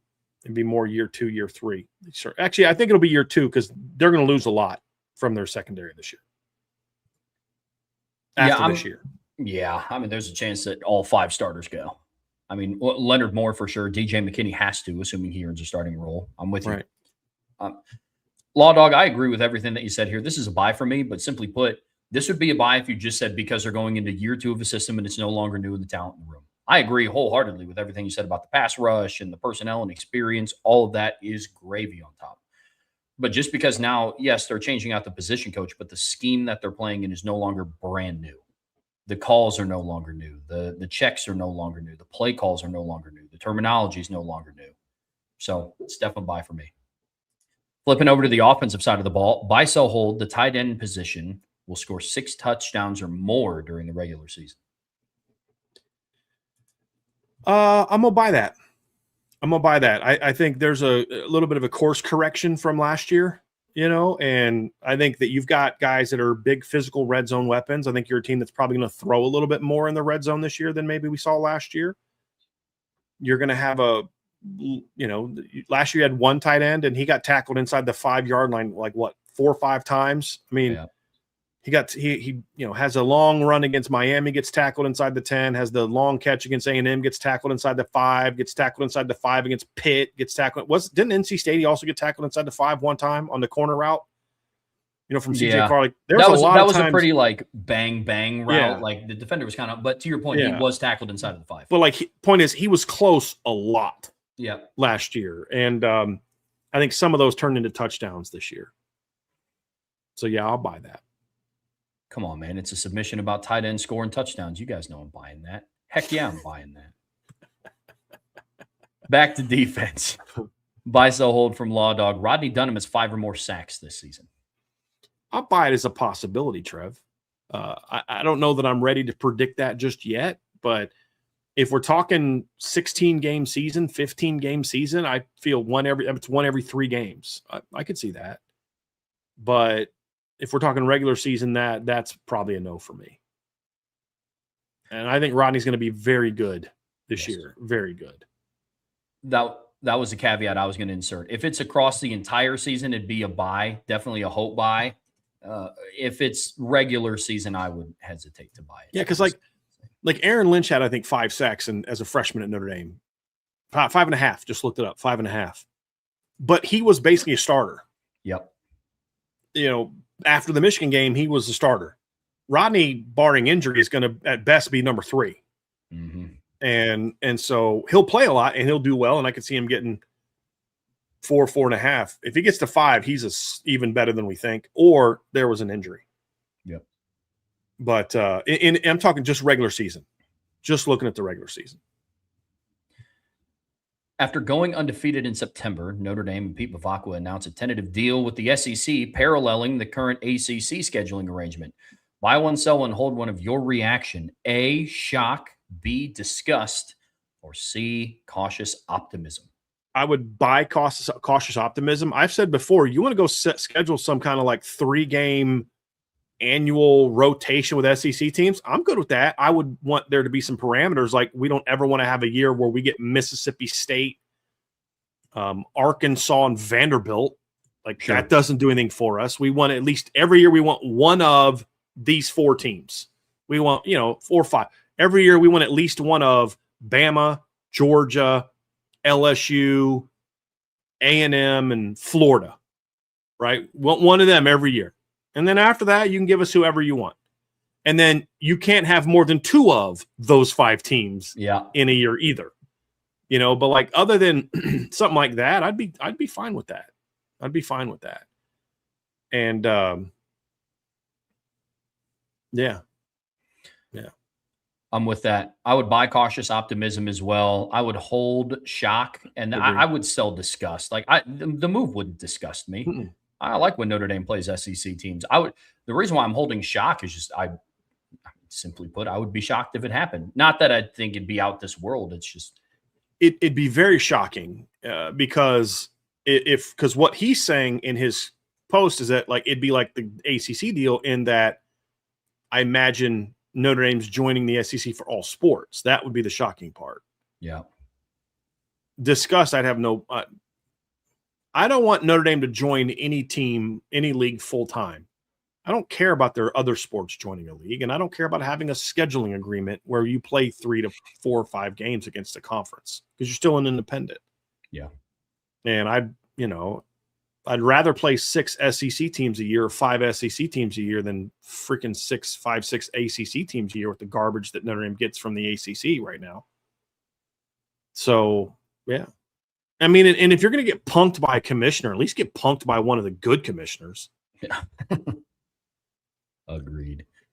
Agreed. For a bonus, buy, so hold, this will never happen. Yeah. Yeah. Buy. I don't ever see a scenario where Notre Dame and the SEC partner the way that Notre Dame's partnered with the SEC. Yep. Or the ACC. Like I could definitely see a scenario where Notre Dame and the SEC schedule something just for football. Hey, we're going to schedule 2 games a year, 3 games a year. We'll rotate, whatever. I could certainly see that. What I don't see is the whole Notre Dame joining the SEC for all their leagues. Because number one, it would get very complicated because whereas right now there's one sport that doesn't have a home in the ACC, and that's hockey, right? Yep. I believe every other. That list grows if you join the SEC. I don't know that there's a lot of lacrosse teams in the SEC. Like it's very different sports, and I don't know that it makes a lot of sense to keep sending all your sports teams way down south, way down to the Southwest as their non-conference. It's a lot less travel. It's a lot less travel playing ACC teams than it is playing SEC teams. It's just a lot further. Everything's a lot further. So it would make no sense to me. I wouldn't be disgusted by it, but it would make no sense to me. Fencing, I don't know that there's fencing in the SEC. I don't want to just assume that, but I would be shocked by it. So yeah, that would change things for a lot of the sports. Whereas right now, you just got to find a home for your hockey team. So yeah, I would be totally fine doing it where if it's just football related. Agreed. Another one from Law Dog. You were relieved and exhausted following the creation of the inaugural IB magazine, but can't wait to do it again next year. Bye. Also bye. Yeah, bye. Very exhausted. Trev knows. He did a solid for me today. He was like, he got up this morning. He's like, yeah, I saw you were proofing and editing until like 3:00 in the morning. So I went ahead and did the buy, sell, hold cards for you because I normally do those, which I appreciated, by the way. But yeah, there's been a lot of long nights, a lot of nights where me and the sun say goodnight to each other for a couple hours of sleep. So no, it's understandable. Yeah. I mean, I was even pulling late nights, and I don't do late nights outside of Trevor was up to like 11 o'clock. I know, dude. I was up to like 10. It was crazy. Yeah. No. We were on an editing call, and I'm like, Trev, you there? It's like, I'm sorry, I dozed off. Sorry about that. Excuse me, from Father J Pop, buy one, sell one, hold one. If one of these could be guaranteed on offense, which would you choose? Ooh. Aeneas, Kedron, or other maximizes potential and emerges as an absolute star at running back. Option number 2, one of Porter, Greathouse, Graham, Williams, Gilbert maximize their potential to complement Faison. Or third option, Ian Premer produces at an elite level in the pass game, comparable or beyond Michael Mayer's freshman year up to Brock Bowers level. Trev, I thought I knew what I was going to do until this one came up. I would actually buy Ian Premer produces at an elite level in the pass game, comparable or beyond Michael Mayer's freshman year up to Brock Bowers level. I'd absolutely buy that. And here's why. I have no, if B, like the second one is there too, that's a great option as well, because you want that second big time pass catcher. But listen, if Ian Premer is that, and Jaden Greathouse is just what he was in 2024, and Jordan Faison's just what he was in 2025, you're going to have a elite pass group. Now, second one's a good option too. I'm totally fine with that as well. But if I could pick one of those, I would go with the third one. And then I'm selling the first one because, with all due respect, if you're just good at running back and with the O-line they're going to have, and you've got an elite tight end and good receivers, they're going to have an elite offense. There's no question about it. Yeah, I'm with you. We have the exact same order. And no, it's not just because I love the tight end position at Notre Dame. My rationale comes down to this. I'm with you completely. If Greathouse just was who he was, and Graham was who he was in the spring, and Micah Gilbert takes somewhat of a next step, not even just maximizing their potential. It's just one of those guys reaching their potential to complement Jordan Faison. We consider that a consistent from last year. One of the things, with all due respect to some of the former players that have come through Notre Dame, Michael Mayer didn't have those guys.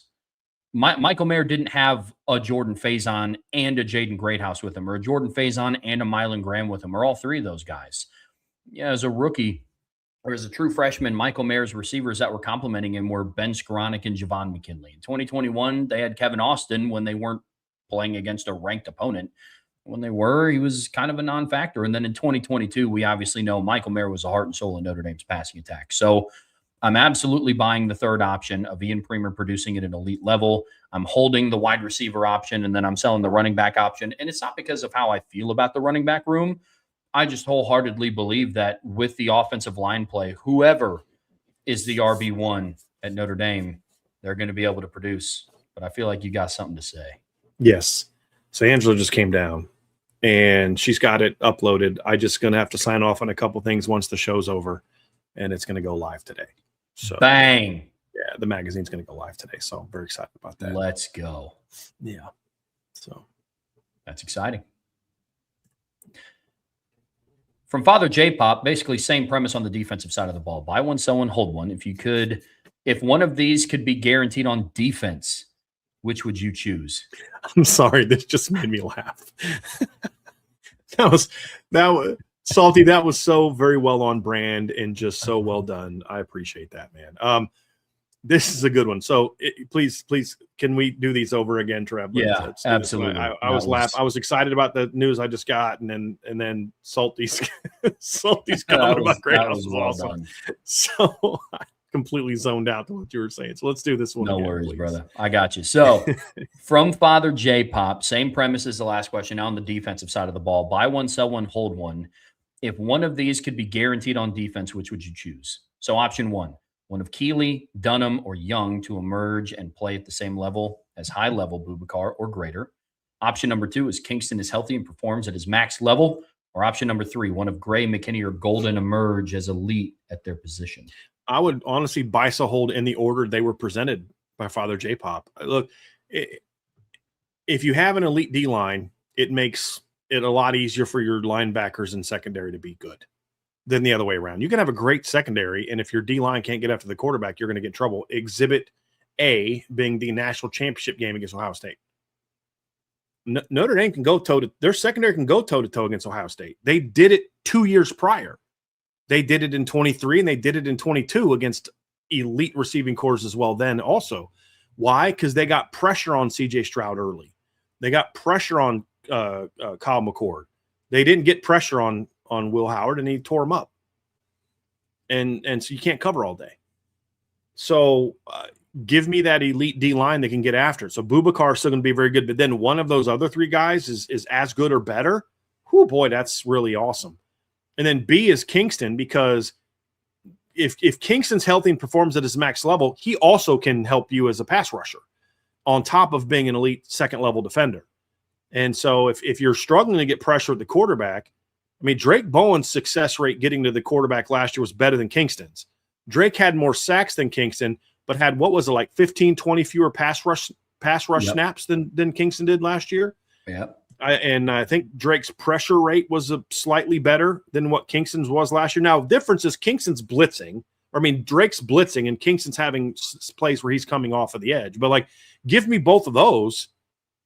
Hey, look, give me sim pressures if it's Kingston and Drake coming and you're dropping, Logan Thomas on third down into the boundary, or you're dropping Boubacar, you know what I mean? Like, or Bryce or Keon in a certain situation. Like, I can live with that if those two guys are elite. So option one, D-line, linebackers, and then number three is if one – now, they're all good options. If one of Gray, McKinney, or Golden is elite on top of elite safety tandem and elite Leonard Moore, that's excellent. But I'm going to struggle a little bit if the other groups aren't really good.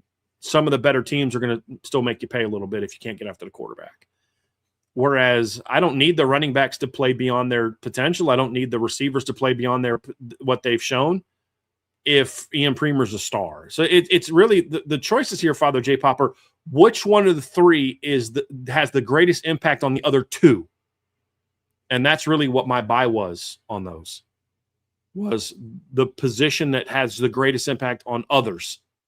And I always feel like if you can be great at a position that impacts everybody else, you're good. Look, Trev, we've seen great corners play on not very good defenses before. Yep. Because if you can't get after the quarterback, I mean, Leonard Moore was great against Texas A&M. Great against Texas A&M. And they gave up 41 points. Why? They just could get after the quarterback and beat everybody else. Yep. Beat Christian, beat Carson Hobbs, beat Jalen Stroman, beat everybody except Leonard. So that's a perfect example. Yeah, absolutely. I mean, to your point, you need it all. But if you're going to start somewhere, you start up front. That's one of the reasons why I think that Notre Dame, amongst a host of different people, I mean, our favorite, Bill Connolly predicted them to win the national title this year.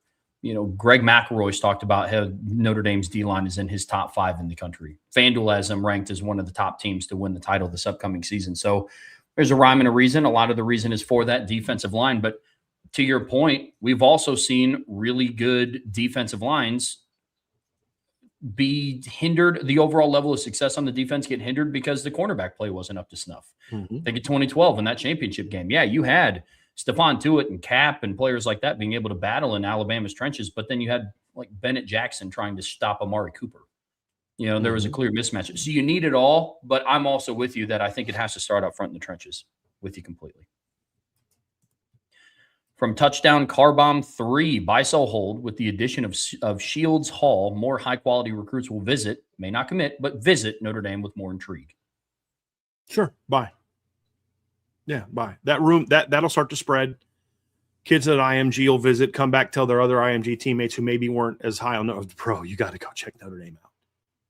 Yeah, kids will be at 7-on-7s. Yo, I went to Notre Dame in the spring, man. Dude, you got to go check that place out. Yeah, that'll happen. I'm not saying like 1,000 more kids are going to visit, but I'm just saying like there will be some kids that maybe will visit that wouldn't have. There'll be a handful of those guys for sure. Agreed. That video that they put out is nuts. That building looks insane. Unbelievable. Oh, I made the joke that some Notre Dame fans wanted to look like the Avengers facility when they moved upstate. Mm-hmm. And like it kind of just looks like that. Mm-hmm. I mean, it's insane, bro. Yeah. Yep. It's pretty awesome. It's pretty awesome. I mean, because you know they're going to spend this money, but just because you're spending money doesn't mean that all of a sudden it's going to be awesome. I've seen things that like are you spend a lot of money on, they're hideous. Like have you seen the this isn't a political thing. This is just not. Have you seen President Obama's like library? Yeah. It's freaking hideous looking. Now, it may be awesome on the inside, but it looks hideous. So I was very curious how it was going to be. You hear this, going to hear that, but they kept the traditional look on the outside. It fits with campus with absolute, awesomeness on the inside. You know what I mean? Like it was perfectly designed and done.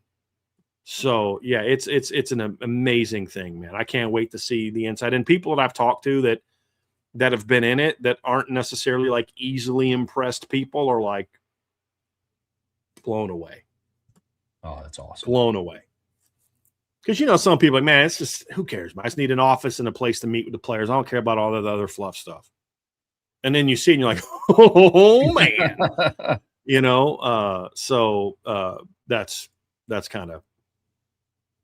That's kind of what I mean. Like it pulled it off extremely well.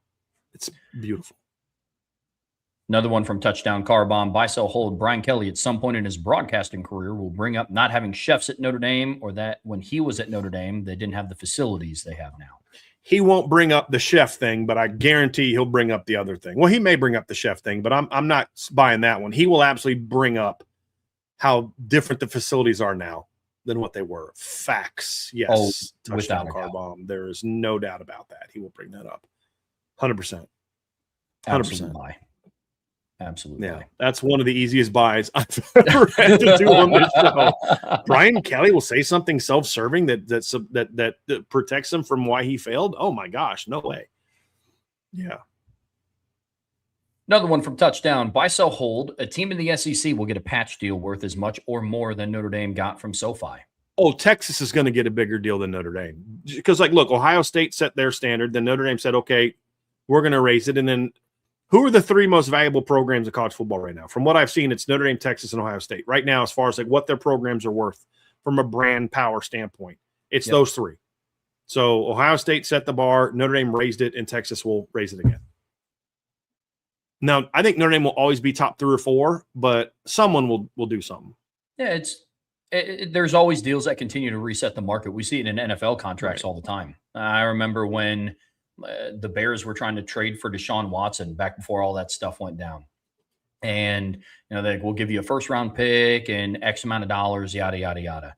And then the Rams traded for Matt Stafford and gave him 2 first-round picks. And then the Cleveland Browns were like, yeah, we'd like 3 first-round picks. Right. Devontae Adams was trying to negotiate a deal with the Packers, and he was getting close to re-sign with them when his contract came to an end. And he was like, it's somewhere around 21, 22 million.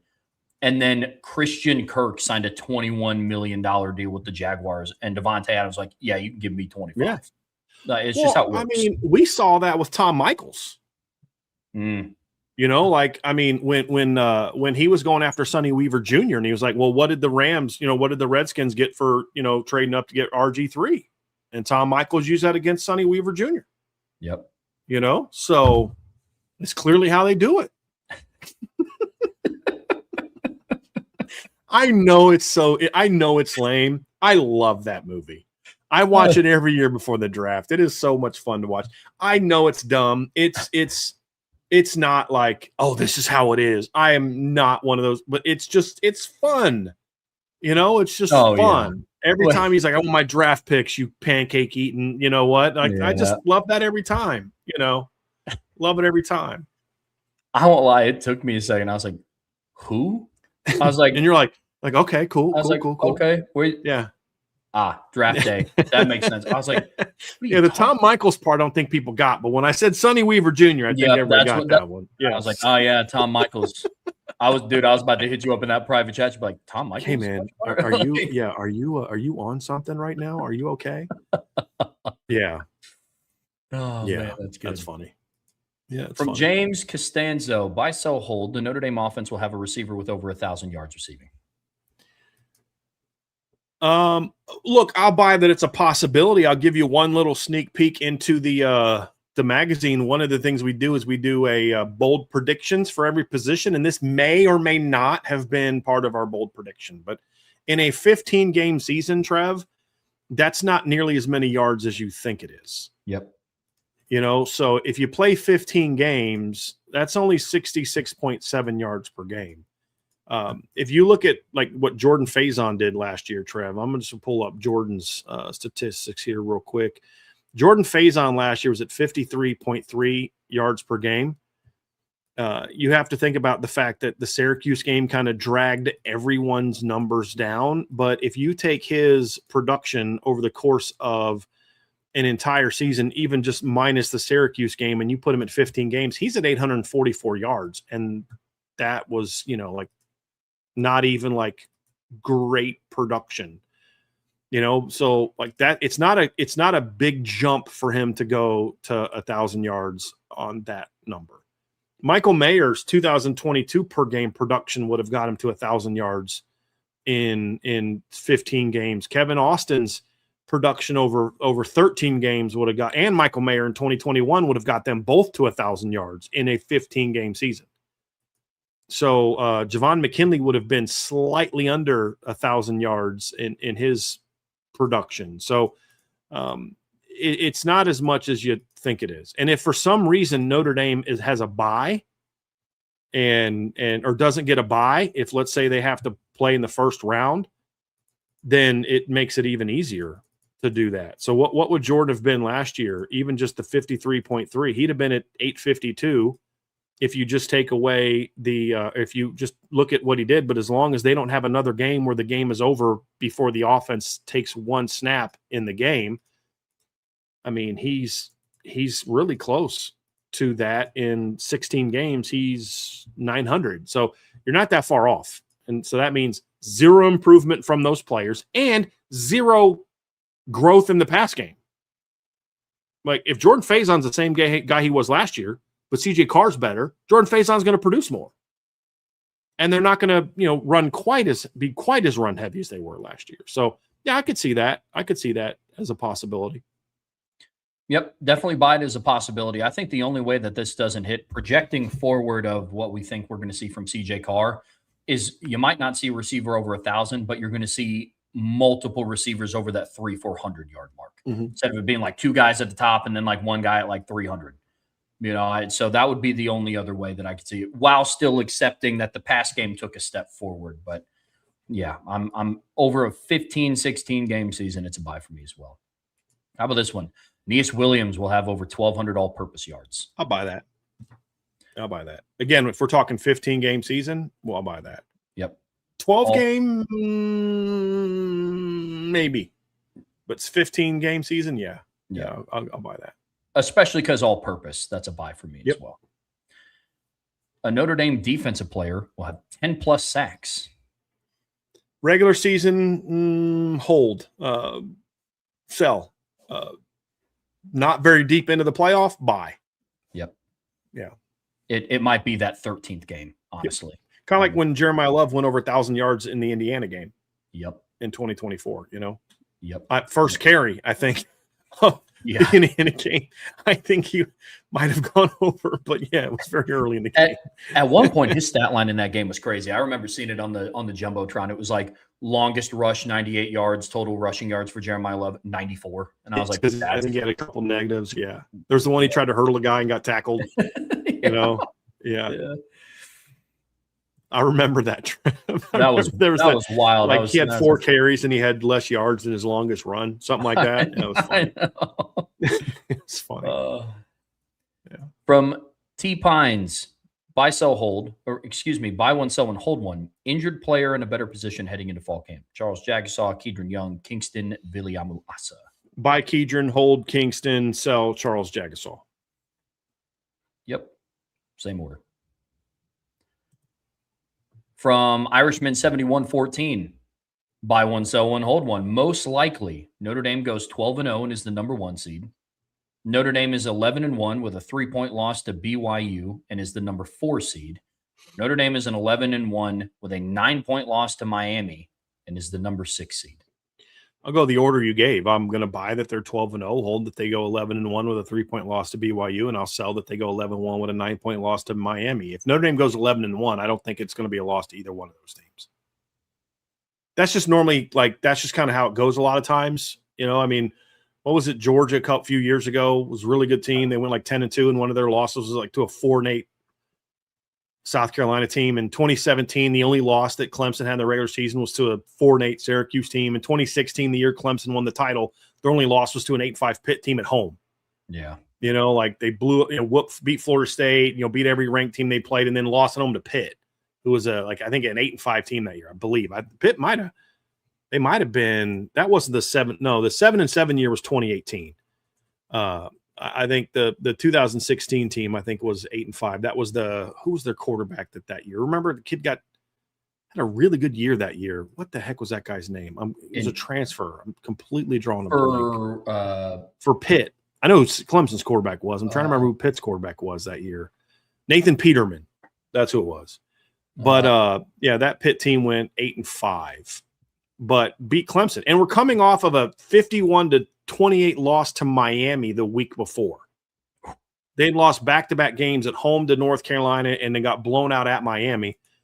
And that Miami team went 9-4 and lost to 4-8 Notre Dame. And then the next week they go out and beat Clemson on the road. So that has happened a lot. Think about who Nick Saban lost to in the regular season in back-to-back years. The only team that could beat Saban in back-to-back years in the league was Hugh Freeze and Ole Miss. Yeah, beat them twice. So a lot of times it'll be like that. Notre Dame doesn't lose to any good teams in 2024. They lose at home to Northern Illinois.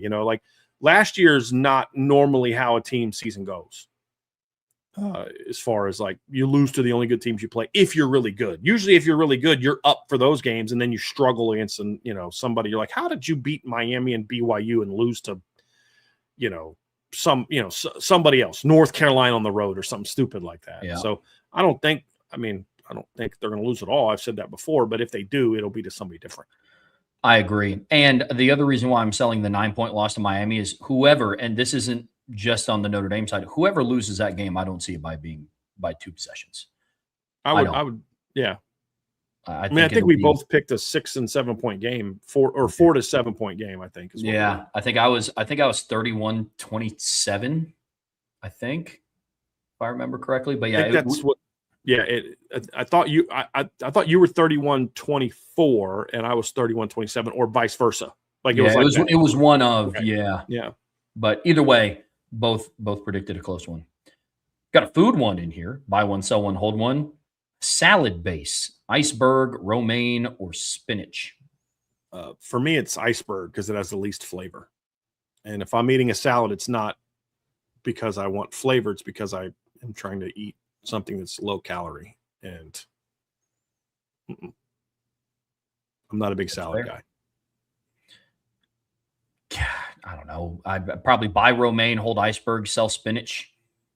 I get the health benefits of spinach. It just feels like I'm eating leaves. Well, because I am, but they're called spinach leaves. But leaves from a tree. There's a reason for that, Trev. Yeah. The second I said it, I was like, well, it's because they are leaves. Man, you know what I mean? But, I know what you mean. I'm just giving you a hard time. Oh, man. Yeah, spinach in a salad, I'll have some spinach in a salad. I'll put some leaves in the iceberg just to make sure I'm getting it. But when I do spinach, because my wife makes me, she'll actually put it in a protein shake smoothie. When I used to have those, she would actually, and you can't taste it. She'd put 4 or 5, or I'll put it on a sandwich, like a tuna fish sandwich, because the tuna fish kind of drowns out the spinach a little bit. Like I'll put some iceberg lettuce to give it some crunch, and then because that's the other thing I don't like about spinach. It's a very kind of like not tough. It's like it's not. There's no crunch to me. What I like about lettuce is I like that it gives me a little bit of a crunch on a sandwich. You know what I mean? You have a smash burger with a couple layers of iceberg on there, and you just that and the bacon is what the crunch where the crunch comes from. I don't want something that's gonna like kind of give me strong flavors. So I'll put like some spinach, and then I'll have a layer of iceberg on like a tuna fish sandwich or something like that, and so I'm at least getting the health benefits, but it's not a dominant, Sure. It's not a dominant flavor in it because I'm with you. It has a very earthy flavor. Yep. I think it's the best way to explain. A lot of leaf. Spinach leaves. Yeah. Yeah. I'm with you. Yeah. We were told to stop eating leaves when we were children. I listened to that. From Irishman 71-14. Buy, sell, hold. If Freeman wins a couple of titles in the next 5 years, he will stay at Notre Dame over pursuit from the NFL teams because he has remembered what initially drew him to coaching, i.e. helping shape young men's lives. Sure. I'll buy that. I'll hope buy it just because I'm in a good mood today. Also a hope buy from me too. He has a welcome seat at the Notre Dame table for as long as he wants one. If he does that, certainly. Yep. Absolutely. From B Jammin 41, buy, sell, hold. Worst case for any team success.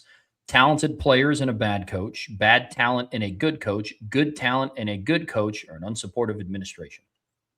At the end of the day, bad talent is going to be the worst option. Yep. I mean, that's just, if you don't have good players, you better have an elite coach. Puts a ceiling on who you can be as a coach. If you just have a good coach, like a great coach can take bad talent and go 7-5. I've said this before, but like Lou Samoji was explaining this to me because I was talking to him one day because obviously this all happened way before I was born. But when you look at Ara Parseghian, he came to Notre Dame from Northwestern. And in his tenure at Northwestern, which spanned 8 years, he went 36-35-1 and had a 22-31-1 record in the Big Ten. And I said, what was it about a guy that went 36-35-1 that made Notre Dame want him? Because if you're going to talk to someone about that, Lou Samoji was the guy to talk to about that because he was not only a phenomenal human being, but the preeminent or if you're going to go with the Knives Out Glass Onion, the predefinite historian of Notre Dame. Have you ever seen that movie, by the way, Trev? Oh, yeah. Yeah, the predefinite detective or historian for Notre Dame football. But and what he explained was like, what you got to understand is at that time, going 500 in Northwestern was like big time success. And you're like, oh, okay, that makes sense. And one of those years he went 0-9. Like his last 2 years, they went, it's not even like they sucked in the first 5 years and then were dominant his last 3. They went 4-5, 4-5, 7-2, and 5-4 in his last couple of years. But the way Lou explained it is like, yeah, but they were terrible before that. You know who the coach was the year before he got there was Lou Saban, which I believe is Nick Saban's uncle. I used to think it was Nick Saban's dad, but it's not his dad. I believe it's his uncle is what somebody said one time. But like they were bad. They were 0-8-1 the year before he took over. The coach before that, they went 2-6-1, 3-6, 2-7. So like they didn't have a lot of great years. They had the Rose Bowl appearance in 1948, and then they had losing records in the 2 years outside of that.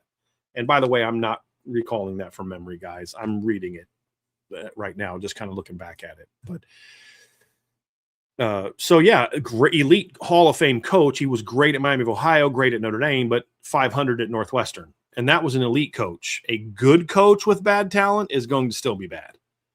Of those options, give me the talented players, or give me good talent, good coach, and unsupportive administration. I'd buy that one because you're at least going to still, you're going to have talent, and you're going to have coaching, and you can still win games over the talented players and a bad coach over time. Now, if I'm talking just one season, then I would probably take talented players, bad coach, because again, I want to remind you of 2001 Miami and 2019 LSU. Bad coaches, elite talent, champions. Yep. So I'll Agree take completely. those. Buy one, sell one, hold one. High confidence level that they will have a breakout season. Wide receiver Cam Williams, defensive tackle Jason Onye, linebacker Jalen Sneed.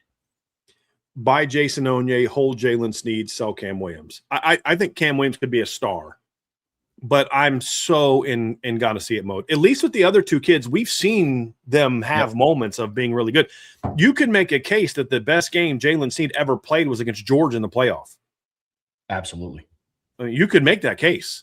Who was the guy that put that late pressure on Drew Aller on the interception? It was Jalen Sneed. So we've seen Jalen make big time plays in games, including big games. Now, yeah, he's got to be more consistent and all that other kind of stuff, sure. But the point is, Trev, is we've seen him do it. We've seen Onye do it. We've never seen Cam Williams do it. The biggest play he made in the game was drawing a pass interference against Navy last year in a blowout. You know, he had beat the guy bad and the ball was underthrown. He drew a pass interference. I mean, that's the most we've seen him do it. So, yeah, we've seen him make plays in scrimmages in the blue gold game and all that, but I need to see it in games. If we were going just based off talent, I would buy Cam because I think he's the most talented of those three. But, you know, I'm in 100,000% show me mode with Cam Williams and Micah Gilbert this year. Talent to be big time players. I am just absolutely 100% in show me mode with them. Absolute same page there, man. I'm with you. And then I echo the same sentiment you said about Jalen Sneed with Jason Onye. In 2024, he was arguably their best defensive tackle through the Louisville game. Right. And then last year, he was arguably their best interior defensive tackle from the final 6 games on. So I don't even know that it's arguable. Yeah. I mean, honestly, he was that good in the last 6 games. He was really good. I'm being a bit hyperbolic with it. I don't know that's arguable, but you get the point. Like you're only saying arguable because you're trying to give courtesy to people who might think differently. I know you think it was Jason Onye, and I think it was Jason Onye. So I appreciate the kindness, but yeah, I don't know that it's overly arguable at this point in time. Interior, because you said interior guy, right? Yeah, interior. Yeah. Yes, sir. Yeah. Some more from B. Jammin. Buy one, sell one, hold one. Most important for Notre Dame to win it all this year. Option 1, avoid the injury bug. 2, elite O-line play. 3, elite D-line play. Buy elite O-line play, hold elite D-line play, sell an injury bug. Now, I don't want Notre Dame to have to deal with an injury bug at all, but you're so deep that you can handle that. I mean, we saw Notre Dame make a run to the title in 2024 despite losing their starting center in game 3. They lost their starting left guard for a third of the regular season. They lost their starting boundary or Viper, or I should say, what was it? The weak side end. Then you lost in game 3. Then you lost his backup in game 5. You lost a guy that was arguably at the time your best D tackle in game 6, or actually after game 5. Onye didn't play against Stanford. You lost your preseason All-American cornerback after game 6. You lost your All-American D tackle in the first round of the playoffs. You know, like that team, and still went on a run to the championship game because why? They had great depth. Jordan Faison gets hurt in the first game of the year, and he's not 100% until the postseason. So Greathouse steps up. Bo Collins has his moments. Jaden Harrison had some moments. The run game steps up, you know, and you had all these different things. And so I look at it, Trev, and I say, you're in a position where the injury bug you can overcome it, but you can't overcome your lines not playing big time football, in my opinion, if you want to win it all. So give me elite O-line play first, elite D-line play second, avoid the injury bug third. If you do all 3 of those, this team dominates for 15 games. Yeah. The other piece too with me with the injury bug is that is not just Notre Dame specific. I mean, that could be a caveat for any team fighting for a championship. And I think I'm with you. I think Notre Dame is in a better position to handle it. But I mean, we've talked on the show before. Indiana could be in some trouble if they get the injury bug. Yep. Miami could be in trouble if they get the injury bug. Notre Dame, to a varying degree, would be in at trouble quarterback with the injury bug. Yeah, for at sure. Quarterback. Yeah, but that's a lot of teams. Agreed. It's a lot of teams. What Ohio State did in 2014 is not common. No. And it's even harder to do in an era where you've got to play more games. Yep. It's even harder to do that now. So there'd have been a lot more film on Cardale Jones by the time they got to the championship game in a 12-team playoff. Buy one, sell one, hold one. A rivalry group Notre Dame should always play, excluding Navy. So group number 1 is USC, Clemson, and Purdue. Group number 2 is Michigan, Michigan State, Stanford. And option number 3 is Miami, Penn State, Boston College. Of those three, I would go, honestly, of those three, I'd go Michigan, Michigan State, and Stanford. Right now, I'm not in a great mood when it comes to USC, to be honest with you, so I'm going to have trouble picking that one. I'm intrigued by the last one also, Trev. I'm very intrigued. You know what? I'm changing my mind. I'm going Miami, Penn State, BC. I'd rather play Miami every year than Michigan over Michigan. And so I would rather play Michigan State over Penn State. I would rather play BC over Stanford if I could only play the one. And I'm good playing either one of those. So I'd go with the last one, because if you do it in a direct matchup, I'd take 2 of the 3 in the final one. And then my hold will be Michigan, Michigan State, and Stanford. And then my sell is USC, Clemson, Purdue, because I'm not feeling great about USC right now. But at the end of the day, if you scheduled any of these 3, I'm good. As long as Navy's still in there. Yeah. As long as Navy's a part of any of these trios, I'm on board for all. They're all good trios. Yep. We have the same order. And they all except maybe the last one have a traditional rival in there. I think you could argue that BC is a traditional rival in that they've been a rival for decades, but I mean, they haven't played BC a ton over the years. There's just that traditional rivalry missing from the last one. But that also, you got to think, for me, as someone who, I'm a child of the 80s, meaning like my really formative years were the 80s. I was 2 years old when the 80s started, and I was 12 when the 80s ended. Like, that's where I really feel like a lot of who you are is kind of created. And so, I was older in the 90s, but like in the 80s, what were 3 of the 2, if you look at the big rivalries from Notre Dame in the 80s, the 2 of the biggest rivalries they had, it was Michigan was obviously there. As far as like big rivalries that I played, then Miami and Penn State were if you think about Notre Dame, Penn State, Miami combined for 1, 2, 3, 4, 5, 6 national titles in the 1980s. Miami won 3, Penn State won 2, Notre Dame won 1. And they played each other a lot because they were all independents. So I'd take that. Love it. Nostalgic. From BJam and 41, buy one, sell one, hold one. You get full access all fall camp to watch one position group: O-line, D-line, wide receiver. Buy O-line, hold D-line, hold receiver, sell D-line, because the reality is I'm selling D-line because if I'm getting the O-line, then there's going to be parts of practice where I get to watch the D-line. So, and kind of vice versa. So take the O-line, and then the occasional when they're getting a water break, I can get my eyes over on the receivers, and I'm good to go. But I'm an offensive guy, so I'd go O-line. But if you told me I couldn't have the O-line, then I'd probably watch the D-line. I would buy wide receiver, hold O-line, sell D-line. Probably be the order that I would go in. So I trust the judgment of what you would see from the offensive line. It's like, dude, I don't even have to watch it. So shout out to Brian. The wide receivers. That's where I'd be. And then buy one, sell one, hold one. How you'd prefer Notre Dame wins the championship. Option number 1, the game is a blowout. You can enjoy the game stress-free, never close. Option number 2, the game is an instant classic, back and forth. You're on the edge of your seat, very stressful. And option number 3, Notre Dame is down big early and then makes an amazing comeback. One for the ages. My buy is easy. It's a blowout, and I can enjoy the game stress-free. That's a way easier. I'm 48 years old. I don't want to have to deal with a nerve-wracking type of thing. I want it to be over with. My hold, though, would actually be the Indy's down big early and then makes an amazing comeback, one for the ages. That would actually be kind of more satisfying than a back and forth game. All of them would be incredibly satisfying. But the story of the comeback would be legendary. Back and forth game would be great too. But you know what I mean? Like, which one makes for the better story 20 years from now? That's kind of my that's fair. My thought on that. You know what I mean? Like, I just I'm trying to remember. Wasn't the Cotton Bowl in 78? Wasn't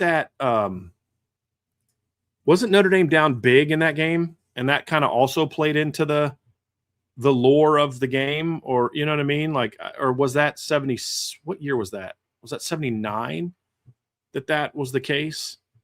Yeah, Notre Dame scored. Yeah, they were down 34-12 going into the fourth quarter. Wow. And so it wasn't just the Montana making that roll out, throwing the ball into the corner. It was the fact that he was sick. You know, he had to come back. He had the chicken noodle soup, and they rallied to score 23 unanswered points. So, yeah, that would be it. They routed Texas in the 78 Cotton Bowl. That was on January 1st, 1978, but that was the 77 season, the year they won the title. So, to me, I hate that the Cotton Bowls are like, it's the day of. It's January 1st, 1979. It was the 78 season. So that's what I mean when I say 78 Cotton Bowl.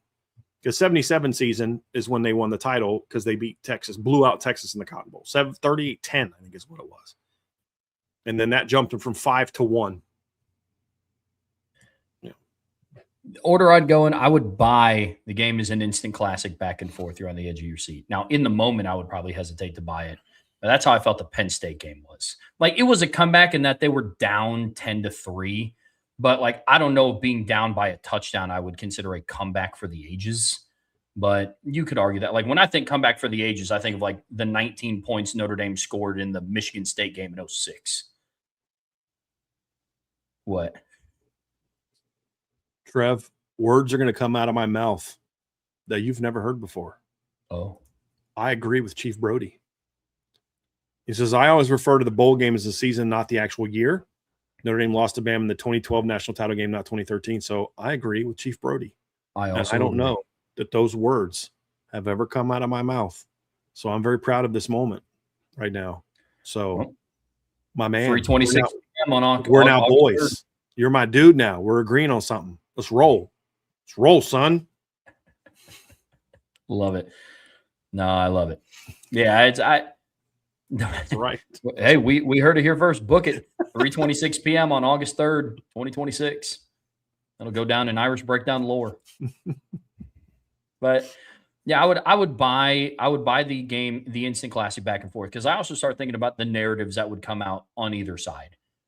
Nationally, if Notre Dame had like a big comeback for the ages, or if they just beat the brakes off of. If I think of beat the brakes off of somebody and just relax, stress free, I think of the Georgia TCU game. Mm-hmm. Where it's just like people would argue, it's like they didn't even deserve to be in it, yada, yada, yada, even though it's a 12-team playoff. Yeah, it would depend on who that team was. Yep. And like then, if it was like the 8 seed makes a run to the title game with a bunch of upsets, and then Notre Dame just beats the snot out of them, you'll get what you want. But like, let's say it's number 1 Notre Dame against number 2 Texas, or number 2 Georgia, or number 2 Ohio State, then I think it'd be a little bit of a different story. But sure. To your point, Trev, there might be some spin on like, well, you know. And then I think there'd also be a lot of spin on if they like made a comeback, because I don't think it would be Notre Dame had an amazing comeback. It was so-and-so gave the game away. So I would buy the back and forth. But look, at the end of the day, if Notre Dame wins a title, I don't care how they do it. They could do it by scoring 6 points. If they held them to 5 points, I don't care. That means they have a ring at the end of the day. So that's where I'm at. They'd all be fun. But one is less apt to give me a heart attack. That's why I'm taking the blowout. That's fair. And then for BJam and 41, buy one, sell one, hold one, the most tired anti-Notre Dame comment. They're overrated. They should join a conference. They are irrelevant. B should join a conference. Super tired, super lame. And the morons that like to say that all the time never actually have an argument for why. It's just you're a sheep and you're repeating what you've heard other people say, and you don't actually have an argument to make. And there's nothing more lame than that. Honestly, I'd buy that one. I would hold overrated because that's at least true sometimes. And then they are irrelevant. That one never mattered because it's a self-defeating comment. I don't talk about a lot of irrelevant things on this show. I don't know that I talk about anything irrelevant on this show that I think is irrelevant. So by the mere discussion of they're irrelevant tells me that they're relevant. That's fair. I mean, how often do we talk about a lot of teams that are irrelevant in college football? Well, we don't, unless there's a specific reason why. So I would have actually put Notre Dame doesn't play anybody on here, Agreed. and that might have been a buy. Yeah, that might have been a buy. We have the exact same order. The whole they're irrelevant thing, like that's just not. There's no debate. That's not a tired anti Notre Dame comment. That's just a dumb comment. It's obviously they are not. And then in honor of National Watermelon Day, which is also today, the day that Brian and Chief Brody agreed on something. So it's a momentous day here. It is a magazine's coming out. Me and Chief agreed, and it's Watermelon Day. This is a wonderful day.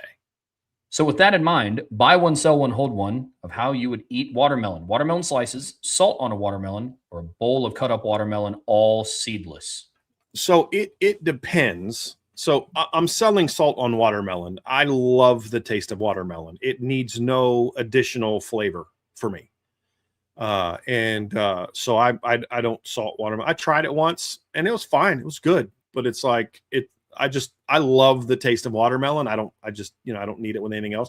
That's why I don't like watermelon in a fruit salad. I don't want all them other freaking fruits infecting the wonderful beautifulness of the taste of watermelon. You know what I'm saying? Like I'll need that little cantaloupe aftertaste on my watermelon. You know what I'm saying? Get out of here. Just give me my watermelon.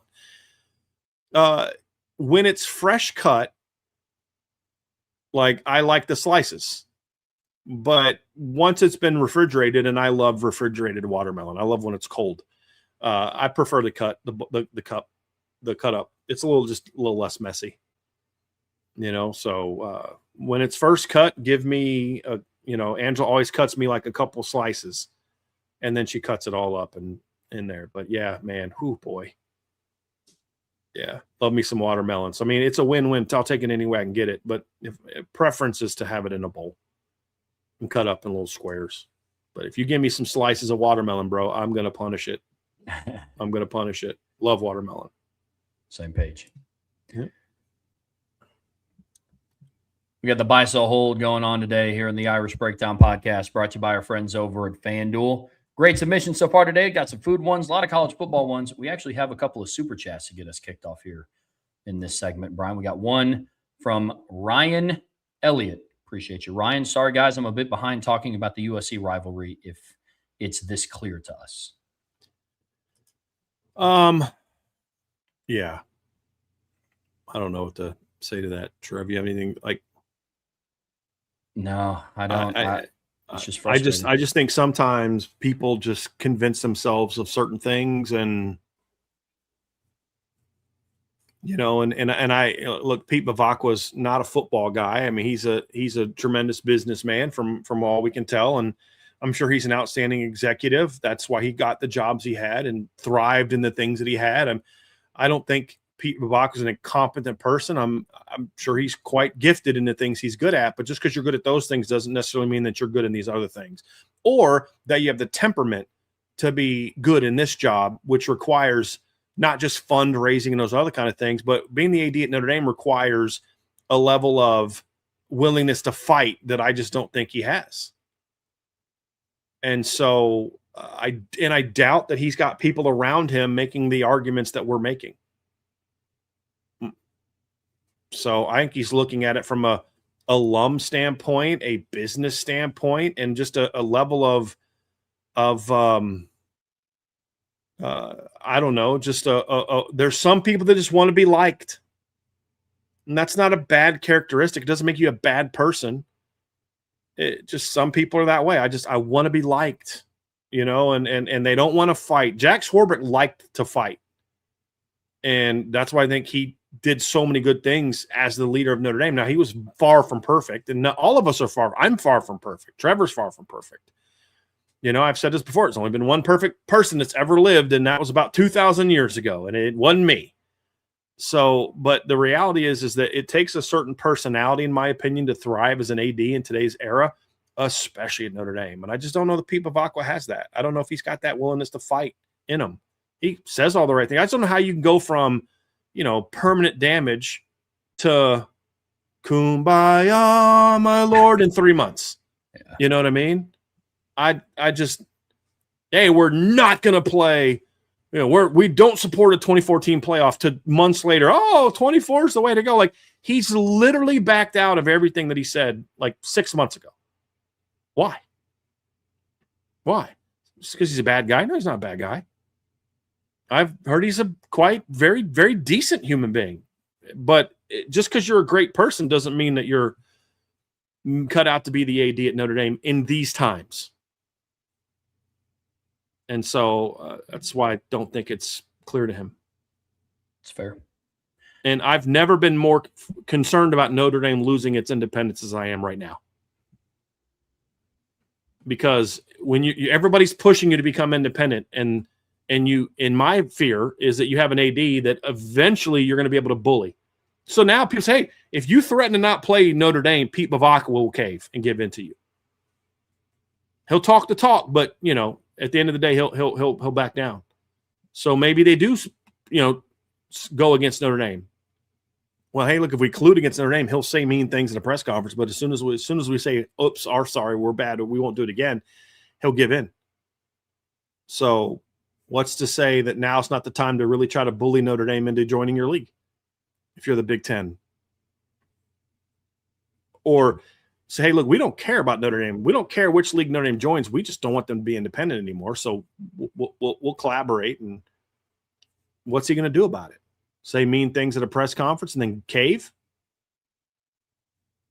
Because that's what he's done so far. No. Talk tough when you say you're going to go play BYU and then crawl back to USC a couple months later. Not wrong. Super chat from Just Knox.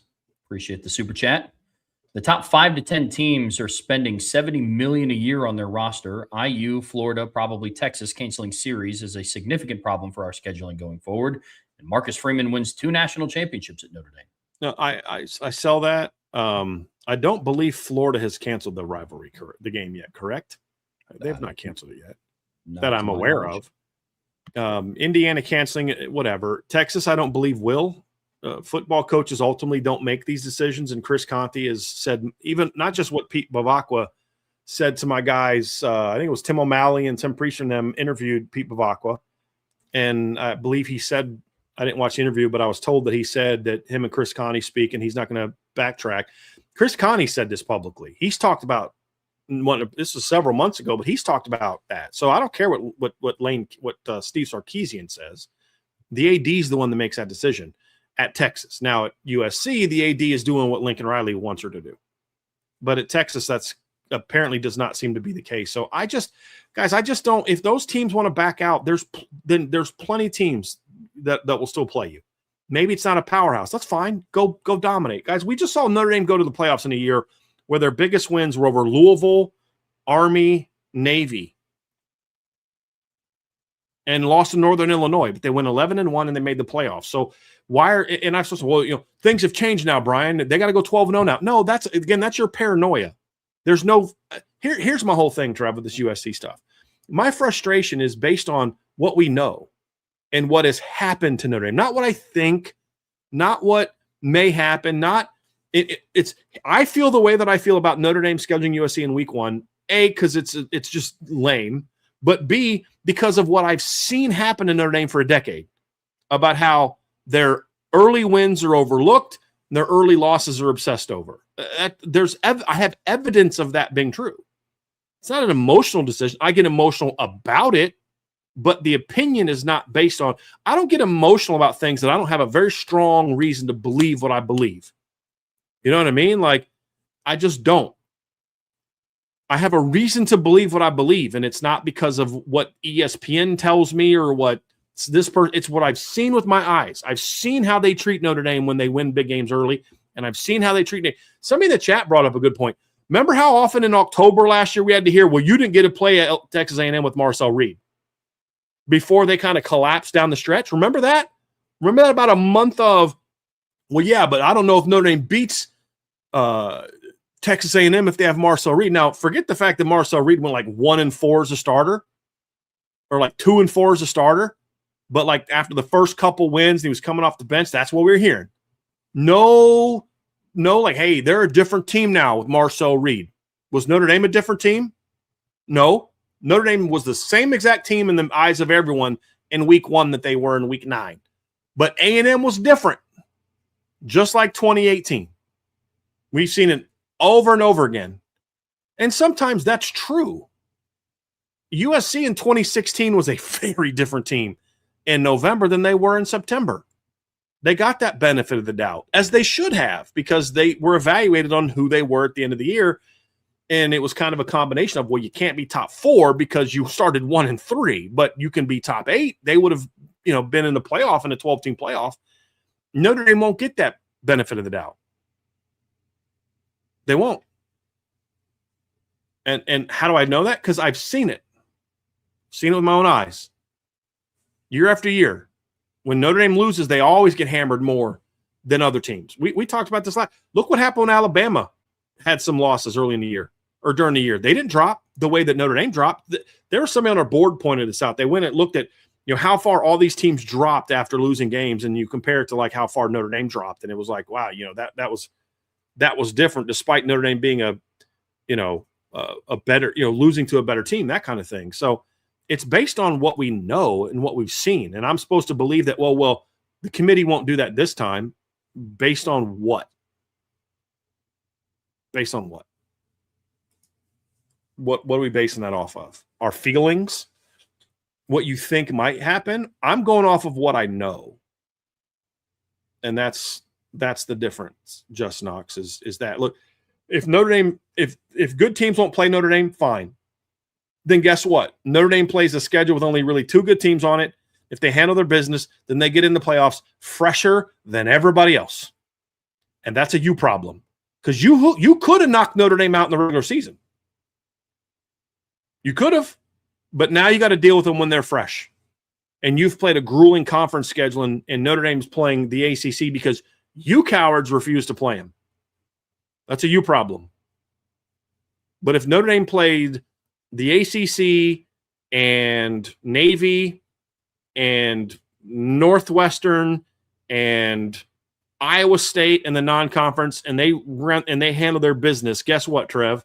They're still going to be in the playoffs at 11-1 or 12-0. Yeah. And they got less wear and tear on them. So, hey, you don't want us to be in the playoff, then play us in the regular season and knock us out. So yeah. Here's a good super chat in here from Mr. Rogers04. Buy, sell, hold, most likely USC sponsor patches, Charmin, Ultrasoft, Pampers, or Kleenex. I'm selling all those now.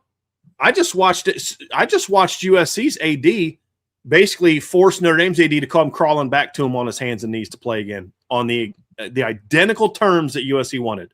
So, I mean, Lincoln Riley, sure, but I mean, USC's the one determining the relationship now, not Notre Dame. Yeah.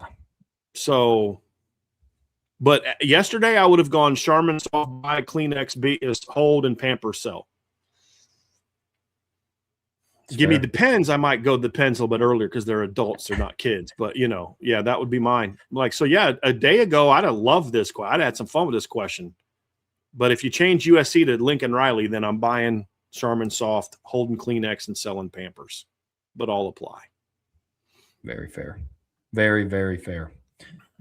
Back to the cards. Mr. Driscoll, you got Carve It Up. Buy, sell, hold. You were forced to take over as head coach at the end of the season at one of these programs. Buy one, sell one, hold one. USC, North Carolina, Wisconsin. North Carolina. I'd buy North Carolina. Look, as a football program, USC would be the best program to take over. I just don't really have a desire to live in California. I'm an East Coast guy. I've lived out in Denver. It was, if I had to pick, I would just rather live in the South. I don't know that I'd want to live in Wisconsin. I mean, if winters are bad enough here in Indiana, I don't know that I'd want to even go further north. And so that decision really comes down to just the life I want to live. And I mean, my parents are in Virginia, and North Carolina is beautiful. And it somewhat has seasons. I mean, there's a fall. It's not much of a winter, but there's at least a fall, a spring, and a summer. You got 3.5 seasons. I I remember one time when I was a freshman at Methodist, Trev, in Fayetteville, North Carolina, we got like a drizzle, a little slight flurry, and we're all like, hey, like this is not really a winner. But so like that would be the big thing for me. And when you just look at the programs, it's a conference that you can win in. It's a school that has a lot of alumni support. It's a school that's got a really good recruiting base. You can recruit your state really well. You can go down to Florida. You can recruit Virginia. I mean, some of the greatest players to ever play at North Carolina, two of the greatest players they've ever had were from Virginia, were from Tidewater. You had Lawrence Taylor was from Williamsburg, and then Dre Bly was from Chesapeake, Virginia. I've said this before. Dre Bly caught the first pass I ever threw in high school. He wasn't on my team. He was playing corner on Western Branch. I played for Kempsville. You know what I mean? But he caught it. So I mean, so you got that state you can do well in. They got Ronald Curry. They signed Ronald Curry out of high school. He's the greatest high school player I've ever seen. And I played against Dre Bly and Plexico Burris, and Ronald Curry was by far the best player I've ever seen. But I think I've said this before. I think that's a sleeping giant job. I do in that league. I think North Carolina should be what they were under Mac Brown the first time, relatively consistently. I do believe that. So I'd love to have that job. And then I'd just be living in a place that just for me and my family would just be better suited. I think my wife would have picked USC because she grew up in California. She'd be more amenable to, she grew up in Escondido. It's just outside of San Diego. But so just like where I'd want to live just would make more sense for me in North Carolina. And I put a lot into that, Trev. I think that matters. Like one of the things Dan Lanning has said about why will never leave Oregon. It's like big part of it is like, look, this is my family loves it here. And I mean, there's other reasons why, but I've actually talked to some people and know him, and that's a legit thing for him. Apparently, it's like he's got young kids; they like it there. It's like apparently in a good school district, and there's just a lot of things that are like make it where it's a good place to raise his family for him.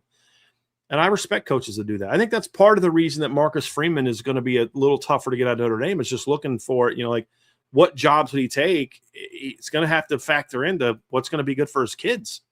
Because he's still got a lot of young kids that are going to be, if he left next year, just hypothetically, based on what Texas A&M is telling recruits, he's going to have, I think, 4 of his kids are going to be in high school or in school for a long time still. They're still very young. And, that's something that matters to him. And I've heard Dan Lanning is too. And so I think that should matter. And just I would not do well in LA. I don't like traffic, Trev. I've lived in cities with traffic. I hate traffic. I didn't like traffic in Virginia Beach. I didn't like traffic in Denver. Think I'm going to like traffic in LA? I've been in LA traffic. You know what I mean? Like there's just, it's not like it's not politics. I think California's beautiful. It's just LA's not a city I would want to live in. Just like I wouldn't want to live in Madison, Wisconsin, especially during the winter. So that's where it comes from. I'd love to live in Chapel Hill, North Carolina. I can go see my parents on the weekends. So that would be it. And again, I think it's a great program. Yeah, I think that's very fair. What about you, Trev? Probably buy North Carolina, hold USC, sell Wisconsin. I just don't have a desire to live in Wisconsin. Not that I have this burning desire to live out in Cali either. It's just a place. But you are a big city guy, though. You like living in a big city, so you know what I mean. Like that's what I'm saying. It's about what kind of lifestyle you prefer. Yeah. We've had this conversation a week ago. You like being because you're young and you've got friends. You guys like to do stuff. And I was talking to a friend last night. I said I like to choose. I like to choose noise. I want to live in quiet. And if I want noise, I want to be able to choose it and go to it. And that's why I kind of like the idea of South Bend, because I can, you're living in Granger, I can go to South Bend if I want to be somewhere, or I can go to Indy, or I can go to Detroit or Chicago if I wanted to go to a big city, but I'm in quiet. And so, whereas in LA, I mean, there's neighborhoods, but I mean, what I mean by quiet is not a neighborhood. I just mean you go anywhere and it's just in LA, it's going to be busy. Yeah. So that's what I mean. But like for you, that's not as big. For my wife who grew up in San Diego and lived in Denver, like, this was what she had to get used to.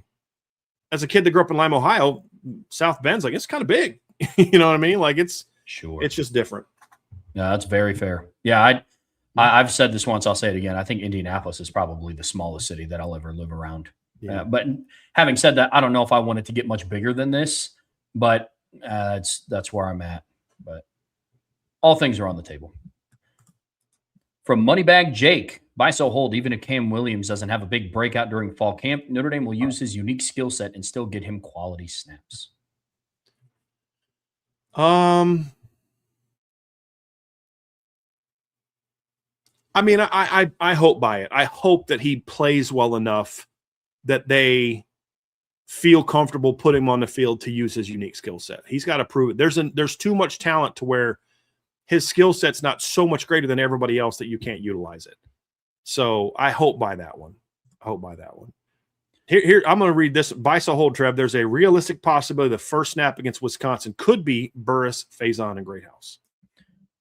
As a possibility, sure. Yeah, I'd buy that. I mean, look, am I going to bet the farm on it? No, I'm not. Because there's a lot of talent in front of Burris. I don't know who your boundary would be. Probably Jaden Greathouse, but I know that both Greathouse and Burris can play both outside receiver positions. I think most likely one of the starters will include one of Micah Gilbert, Cam Williams, or Quincy Porter. But that doesn't shock me. Is there a realistic possibility? Yeah, I would buy that. If we saw the week 1 depth chart against Wisconsin and that was the starting 3 wide receivers, I would not be beside myself. But I would imagine that one of the Ohio State transfers will likely be in here. And you can replace that with whoever you want, one of Greathouse or Burris, whichever one you want to have. But that's where I would be at with this one. I buy that there is a realistic possibility for sure. Yeah, for sure. Another one from Moneybag Jake. Buy, sell, hold. Notre Dame is considering bringing back Junior Tuihalamaka back for another year. I hadn't heard that, but with that, like there's a lot of confusion on what that judge's ruling means. The judge in Colorado that basically overturned the 5-for-5 thing, in that she retroactively applied it to players whose eligibility is already gone, which there's so many reasons why that's a bad idea. But if Junior Tuihalamaka was able to wanted to come back, and he'd been training, then okay, that's the rules. Good. If now the thing for Junior would be like, listen, you're not guaranteed this, you're not guaranteed that. You got to compete. You haven't been with the team for a while. Okay. From everything I've ever heard about Junior Tuihalamaka, he was a phenomenal teammate. Yeah. I've talked to people that have had him in class. I've talked to people that knew him on campus. I have never heard anyone say anything about Junior Tuihalamaka that's negative, other than he can be quiet. Like, that I've heard. So, I mean, if he's willing to come back with the right attitude about his role, because he hasn't been with the team and all that, and he's actually trained and stuff. Okay. Great. Yep. I just hadn't heard that, but I haven't asked about it either. From 13 Reasons Why, buy, sell, hold. Coaches talking up their conferences is setting stage for their next TV deal. I mean, I think we give them too much credit sometimes. I'm sure that's a part of it, but none of those deals, I don't believe, of those teams doing that are coming up soon. I think ESPN and the Big Ten both have signed recent deals, and they're the ones talking the most. I think the Big 12 has a deal coming up somewhat soon, but the ACC isn't for a while. Theirs goes to 2035, 2036, something like that. So no, maybe. But I think there's other reasons why. I think it's all about the playoffs. Yep. And then conference champions are cheapened by not having to play all teams and creating unbalanced schedules. In the current landscape, I would say that's true, Trev. Look, we've had leagues for a while where you didn't play everybody. You didn't play 10 Big Ten games when Penn State joined. You still played 9. So there was somebody you're going to miss. When the SEC was in a 12-team league, there were teams you didn't play. You didn't always play everybody in the East. And there was a long time where Georgia and Alabama didn't play in the regular season for a long time. You had the COVID year, and then there was a lot of time in between. But they still played, right? Because they played each other multiple times in the SEC title game. 2012, I think 21. Did they play again in 22? Who Georgia? Oh, 22 they beat LSU. But you played the 23, you 25. They still played each other because you had to get the best of the other league in the conference championship game. So it didn't matter as much, and you were missing 2 or 3 of the teams in your league. You weren't missing over half. or half of the teams in your league. That's beyond absurd. So, yeah, that's what makes it dumb. So I buy that in the current expanded schedules. It's way more imbalanced now and way dumber now. No question. Agreed. And more teams than not perceive beating Notre Dame as bigger than beating their rival. Now, buy. That varies by how good Notre Dame is, but yeah, I'll buy that.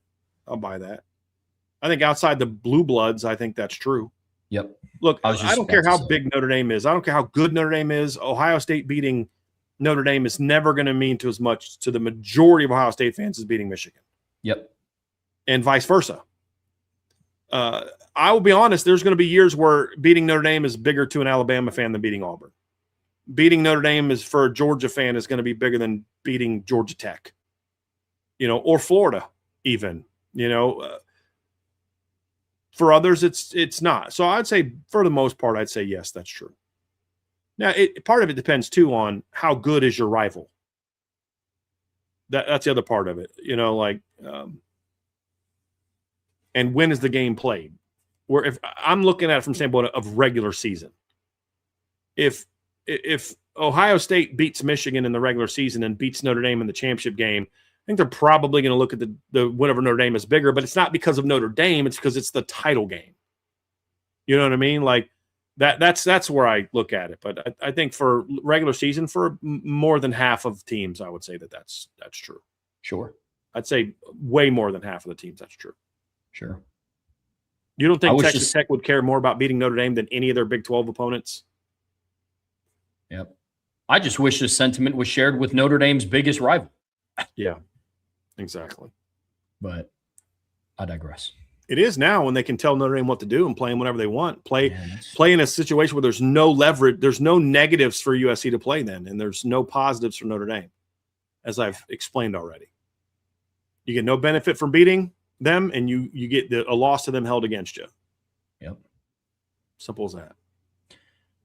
From 13 Reasons Why, Buy, Sell, Hold, Miami last year proved you can lose 2 games you had no business losing, but a win against Notre Dame still gets you into the playoffs. Amen. Buy. 100% buy. 100%. I mean, is A&M ranked as high as they were last year with the schedule they played if they don't have a win over Notre Dame? Nah. Nope, not at all. I'm with you. From Zach 32, which of these college football playoff scenarios would be most satisfying? Winning at the Rose Bowl versus Ohio State, blowing out USC in a home playoff game in South Bend, or soundly beating the SEC champ, presumably Texas or Georgia, in a quarterfinal or semifinal game? Of those three, I think beating Ohio State in the Rose Bowl would be my top one, Trev. And this is coming at it from a standpoint of this isn't even about Ohio State and wanting to get that win over the Buckeyes. Think of the history of that game. It's 2 of the most iconic teams in the history of the sport playing in the most iconic venue in the history of the sport. That would be awesome. And it would be something. It would be at least a quarter. It would be at least a semifinal game, right? Aren't the semifinals played on New Year's? Yeah. So it would be or is that the quarters? No, that's quarters. Okay, so it's always going to be a quarterfinal game. So it's something is on the line. So it's Notre Dame versus Ohio State in the playoffs. It's a big game moment. That'd be amazing for me. And it's a round later than Notre Dame beating USC at home is something we've seen before. Oh, it's a playoff game would add something to it, right? But it's like I've seen that a lot. Yep. And then beating Georgia and Texas in a quarterfinal game would also be awesome. They're all awesome things, but one is historic. Not historic from like, we're going to remember this game. It may not be a great game, but it's historic of like, dude, I got to be at the Notre Dame Ohio State Rose Bowl. You know who the only people that can say that in the history of the world are people that were also at that one game. Yeah. You know what I mean? Like that'd be pretty awesome. So from a history standpoint, that's why I'd buy that one. Sure. But from a which game means more, they'd all be big. But just the Notre Dame USC game would be my sell no matter what, just because in every scenario, that's the least leverage game. It's at home in round 1. The other 2 games are deeper into the playoff. And the deeper you get in the playoff, the more leverage those games mean. The Indiana win last year was great, but it didn't mean as much as the Georgia game, which didn't mean as much as the Penn State game, just because of when they were played. If you flip Georgia and Penn State, the Georgia game means more. Yep. Agreed. I bet the FanDuel odds for that Ohio State game would be absolutely nuts. Oh, man, for sure.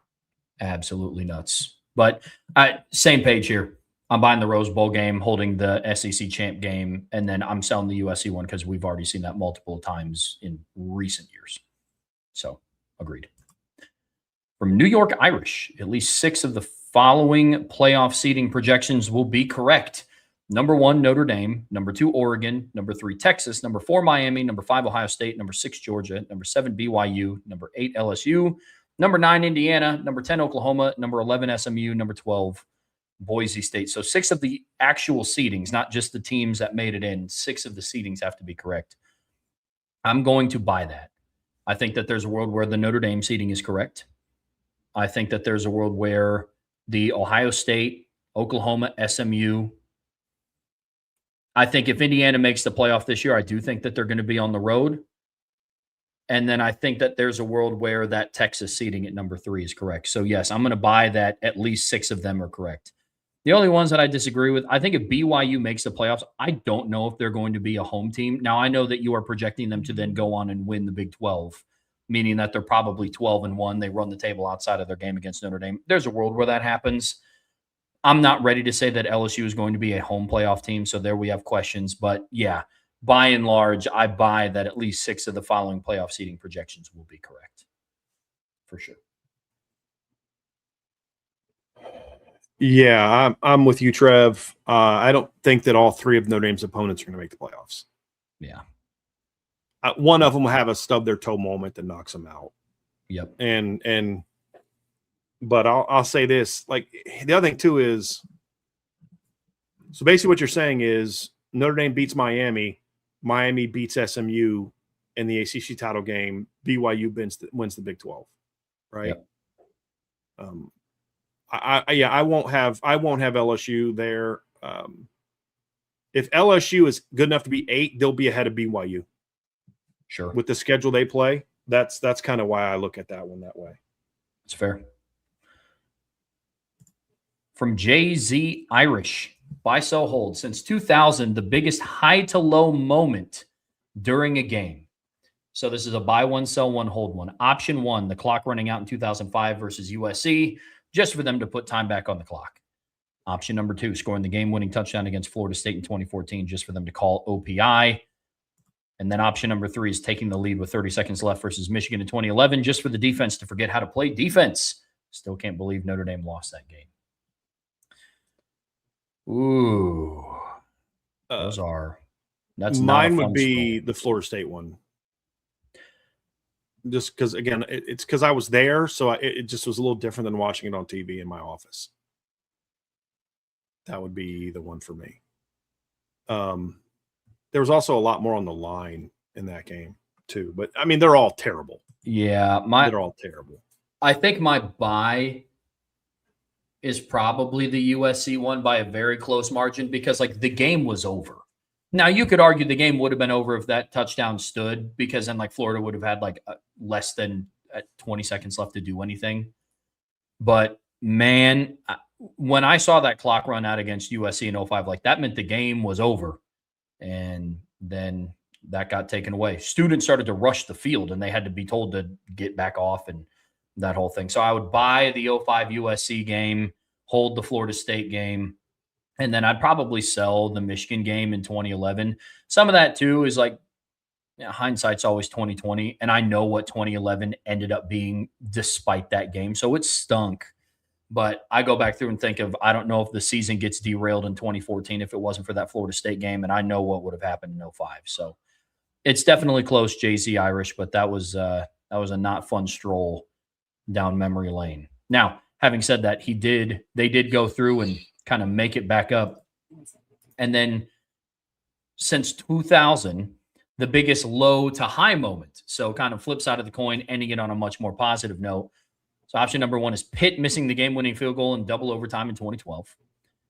And then after getting stuffed on 4th and 1 the previous possession, Quinn leads the Irish on a 3-play, 80-yard drive with a minute left on the clock to beat UCLA in 2006. Or it's Miles Boykin's one-handed catch and run game winning touchdown after LSU took a 3-point lead in the 18 Citrus Bowl. Trev, can you show me the first two Yeah. again? Because this is a tougher one. So the tough part is, again, it's like I don't know, like I'm funny because I would prefer to watch a game on TV as just a fan. Like, I love being at Notre Dame games in the capacity I am now, like being in the press box and all. It's amazing. But if I'm just a fan, I'd honestly rather watch a game on TV. But you feel things differently, like just because the view is not great in the stands. You know what I mean? Because you always got to be standing, and then just the drunk guy behind you spills beer on. There's just always a potential thing, especially for someone who's as bothered by noises, you know what I mean, as I am. But there's just something about being at a place and remembering it being there. And of those three, what's interesting is I watched one on TV. That was the Brady Quinn game.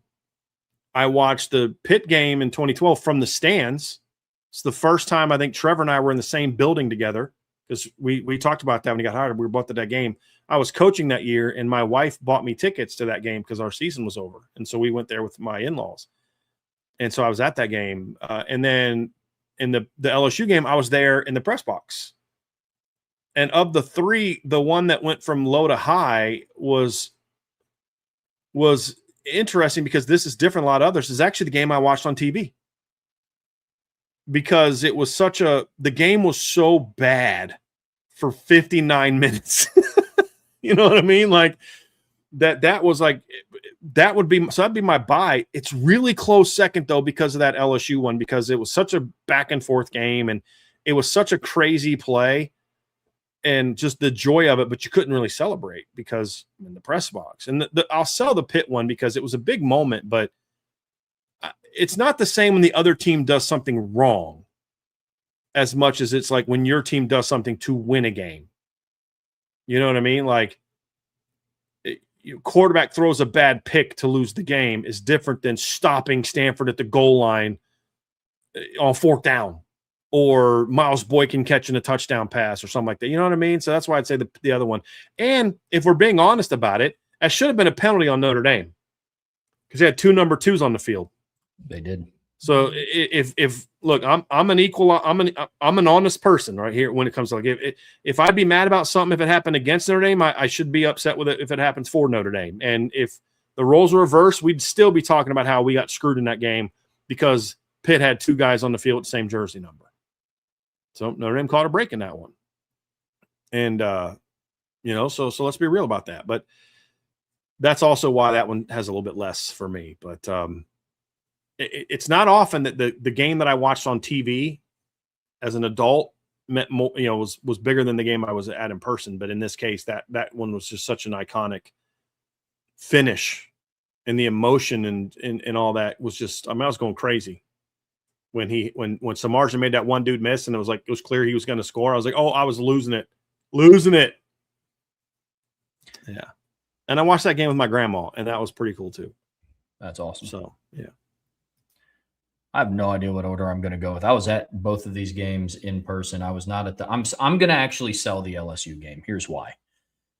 I thought that, like, the 2017 season was already a wash. Like, it was cool that they had a better season, but like after, I was kind of right or wrong. I was kind of like half, like 1 foot in, 1 foot out on that season after they got absolutely demolished by Miami. It was a cool win, but if they would have lost that game, I would have been like, great, what a terrible end of the season. I'm happy they won it. And I thought that they ended it on a great note, but it wasn't one where I like made or broke how I felt about that season. And then I'm actually going to buy the Pitt 2012 game. I was there in the stands, and it was like, I was talking to my dad about it at the time. And it was like, that's it. Their undefeated season is over. Like, their journey to trying to play for a national championship was over. But it's very close between my 1 and 2. Very, very close. Trevor, I have an announcement. Yes, sir. If you are a member of Irish Breakdown site, you can now read the 2026 Notre Dame football preview. My wife, Angela, Got it done. It's published. If you are on the board at the top where it says ib.com, you hit that, the drag down at the very top, it says 2026 Notre Dame football preview. So she just got done. She had to like do all the, the table of contents and like the click downs, the search functions, all that kind of stuff to get it rocking and rolling. But it is now live. Everybody, you can now read the first ever Notre Dame football preview brought to you by Irish Breakdown. So it is rocking and rolling. It is live. I just took a look. It's dope. It's freaking awesome. You can search. She put a search function in there. So that's what we've been doing. I've been testing out. Like I typed in Lou Holtz, and it's like you could go to the 3 pages where his name was mentioned, which was pretty cool. So yeah, we CJ Carr's name is in there a lot. Jeremiah Love's name is in there probably more than it should have been. But yeah, there's one particular name that is mentioned 0 times. 0 times. It's a former head coach whose name we also won't mention now. 0 times in the magazine. So it is live. Love it. It is live. So, yep. I'm excited. Let's go. Love it. Back to the Beisel hold. From Skull Irish, buy one, sell one, hold one. Teams you'd like the Irish to schedule long term: Florida State, LSU, Oregon. Florida State. I'd like for them to get back to being what they were. The reason why is there's just a little bit more history there than there is with the other 2 teams. Notre Dame and Oregon have played, and LSU have played each other. In fact, one year, I think it was in '97, they played each other twice. Notre Dame beat them in the regular season and then lost to them in the Independence Bowl. I think that was that wasn't the year that Jerry Jackson got hurt. I think it was '97. I 97 or '98. But yeah, they played him twice and won one, lost one. So that there's clearly some history with LSU. They played two really, great bowl games. We like to talk trash about LSU, but like both of those games, the Music City Bowl in 14 and the Camping World Bowl in 17 were great games, back and forth, great games. And Leonard Fournette, even as a freshman, was just a dog. Just a man amongst boys in that game. It's such a phenomenal game. But there's just a history there where there's no history with Notre Dame and Oregon. I think they've played each other twice. It was like back in the 70s and 80s. But Florida State, there's the 93 game. There's the 2014 game. There's the respect that Brian Kelly and Bobby Bowden had for each other. Excuse me, that Lou Holtz and Bobby Bowden had for each other. There's more there, in my opinion, that would make that more of a, I'd like to see that more long-term. And there's more benefits to recruiting the state of Florida than Louisiana. You're going to get some kids out of Louisiana, but you're never going to dominate like in Louisiana the way that you could in Florida if you're playing Miami and Florida State and having some success. So that would be mine. That'd be mine. I think that's fair. Current state, I'd probably buy LSU, hold Florida State, sell Oregon. Florida State has been so bad lately that it's like if they added it, it just wouldn't do a whole lot for me right now. Not that LSU has been world beaters, but it'd be close. But I'm for sure with you. I'm selling Oregon as well. I just don't think that there's a whole lot there. From Jake 8589, if you had to make a choice, you would choose a defense with 2 elite corners and 2 average safeties over a defense with 2 elite safeties and 2 average corners. Yeah, Jake, I'm going to buy that. Not for like, the safety positions being devalued, but there's just so much more that you can unlock with your defense when you have 2 elite corners. We've seen that in college football before. We've seen Notre Dame defenses that have had really great safety rotations, but the corners are good, but they're not. I think back to 2019, they had a 3-man safety rotation of Alohi Gilman, Jalen Elliott, and Kyle Hamilton. But then, you had Troy Pride starting on one side, and then the other side of corner, it was fine. But yeah, give me the 2 elite corners with average safeties over 2 elite safeties and 2 average corners. That's where I would be at with that one, Brian. What say you? I feel like in today's era, the answer is corners. 20 years ago, I'd probably have gone safeties. Game was a little bit different, but I think in today's era, if you got 2 lockdown corners, everything else being equal, I can do more with solid safeties. Look, I mean this is no disrespect whatsoever, but isn't that kind of what Notre Dame had in 2023? Yeah. For a lot of the season before Xavier kind of started taking over more late in the year. Yeah. You had DJ Brown and who was the other? Ramon Henderson. Ramon Henderson, yeah.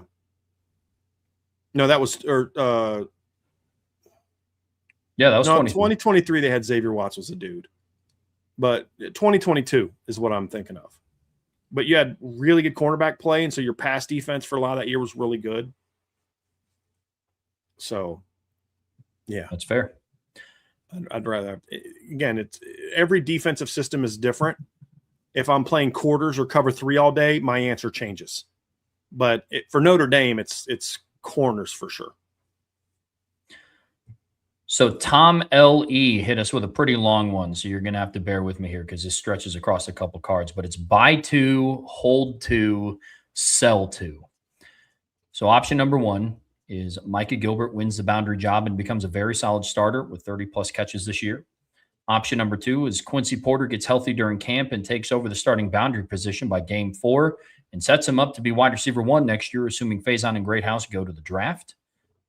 Option C, Cam Williams emerges, splits time at the boundary and gets 20-plus catches and 3 touchdowns or more this year. Option D, by game 6, Ian Premer and or the depth of the tight end room due to it being so good eats significantly into the wide receiver targets in games. Option E, one of Elijah Burris, Jerome Bettis Jr., or Devin Fitzgerald finds their way into the top 6 of the wide receiver rotation and earns significant reps. Or option F, the depth is so good at the slot position, we see 10 personnel more than 20% of the plays. I want you to answer this, Trev, but that one will never happen. Yep. Mike, because of who Mike Denbrock is. Like, that's the one I'm selling the heck out of that one. Yep. I'm selling that one, and then I'm also going to sell. Let me get back to it here.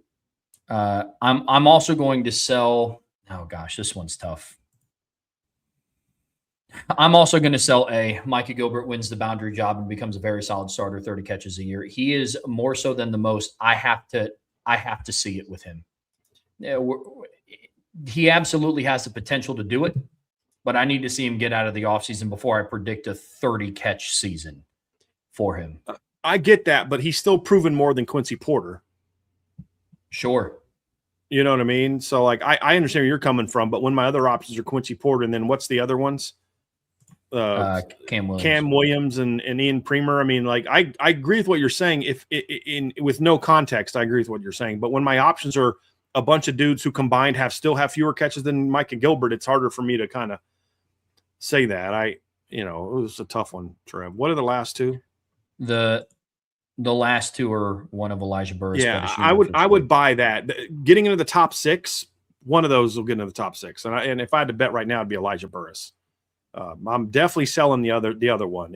Go to those. I'm also buying. I'll buy D as a possibility just because of the talent. I'll hold Cam Williams and I'll hold the Micah Gilbert one just because I don't even know that Quincy Porter is going to be healthy when fall camp starts. I mean, that we'll find out more tomorrow, but that's kind of where I'm at on that one, Trev. Yeah, I think that's fair. I'm going to hold the Cam Williams one. I'm definitely going to buy one of Elijah Burris and Jerome Bettis Jr.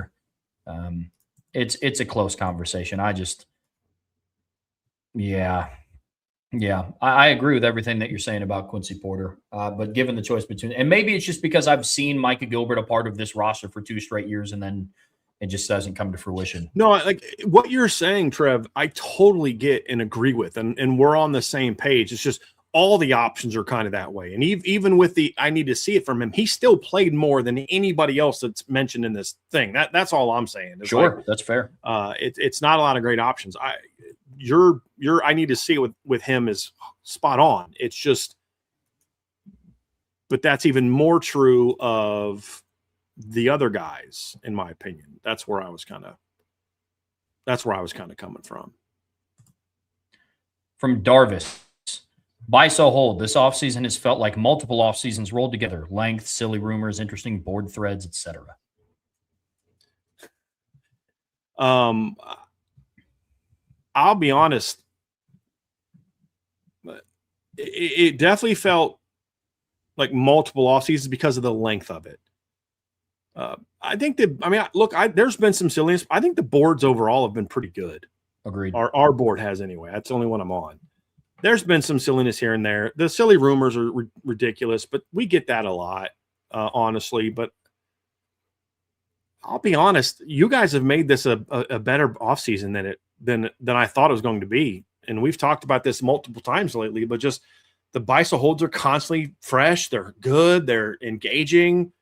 You know, the mailbags, you know, were really good. There's been some silliness, but I think overall this has probably been one of the better fan engagement off seasons that IB's had, with just the way that you guys have brought things and stuff like that. So the length of it and the rumors leads me to buy this, though, even though the last part I wouldn't necessarily agree with.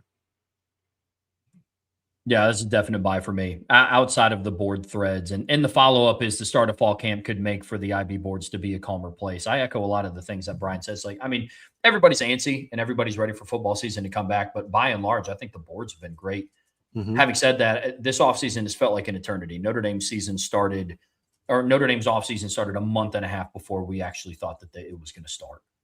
I mean, it was just, I've said this once, I'll say it again. I would have had much more appreciation watching the Stanford game, doing the live show, and I would have complained about it significantly less being at a 10:30 p.m. kickoff. If I would have known that was the last time I was going to see Jeremiah Love and Jadarian Price and Malachi Field, I would have complained about it significantly less.